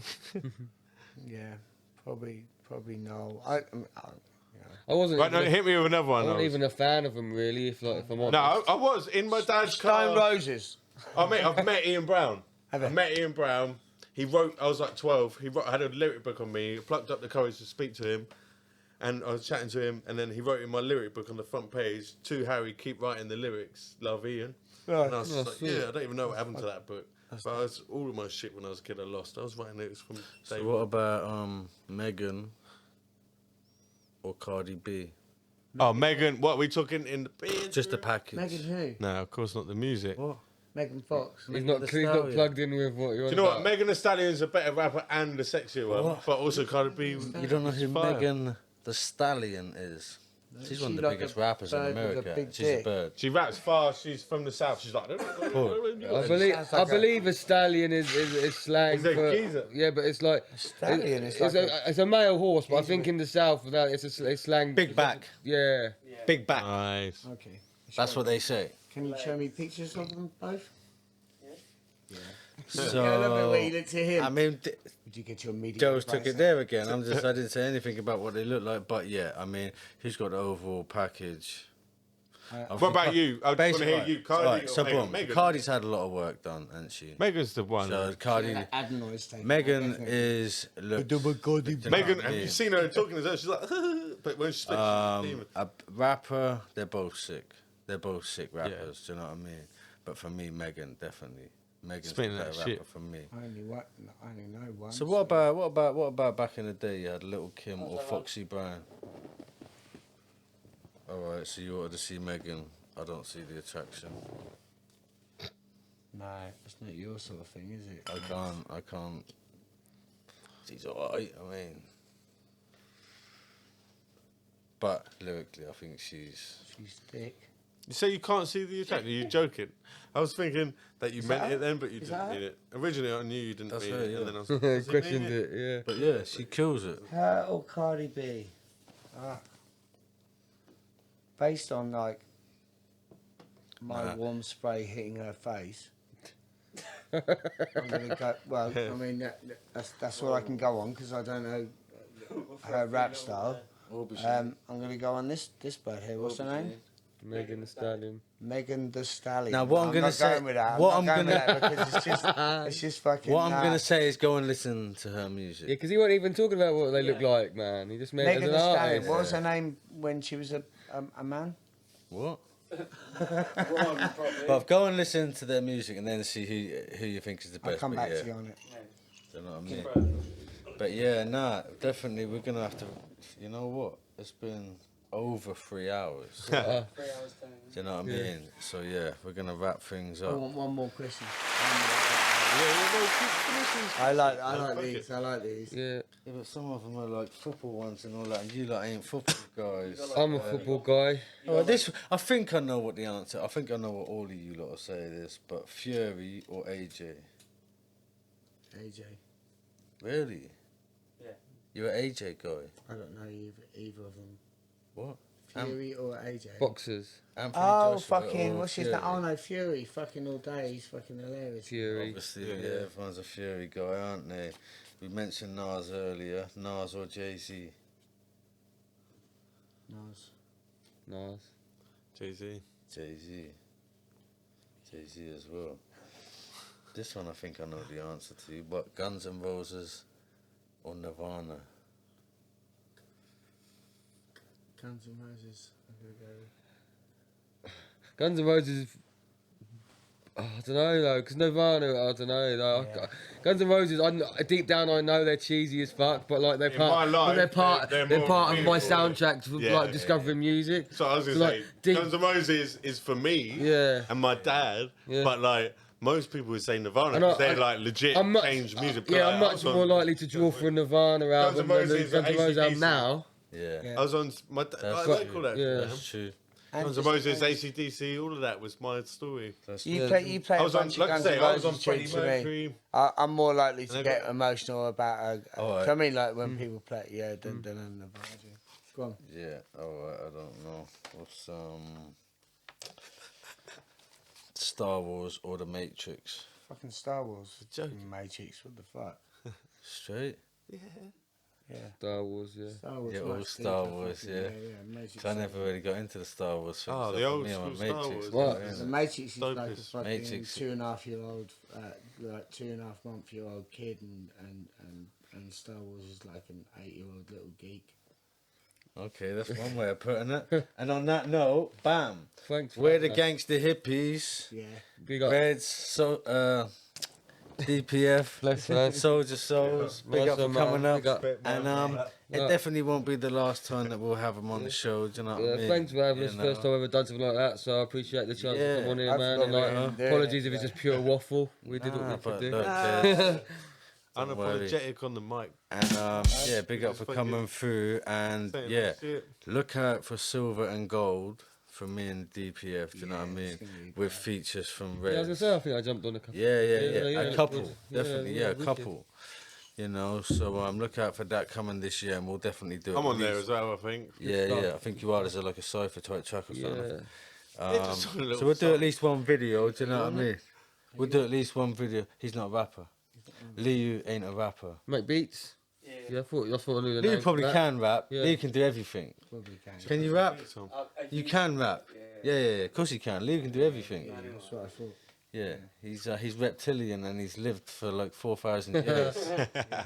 You know what I mean? It's got skills, man. Yeah. David Icke. He's actually Candy. We're like, where's Candy? He's like, He is there. He's there. Missing You know what I mean? But we're the Gangsta Hippies, and you're going to be Yeah. seeing so much more Gangsta Hippies this year. But yeah, big up. Soldier up, Souls, man. Reds, DPF. Thanks, Peace. man. Bless. Thanks, guys. Gangsta Hippy Podcast.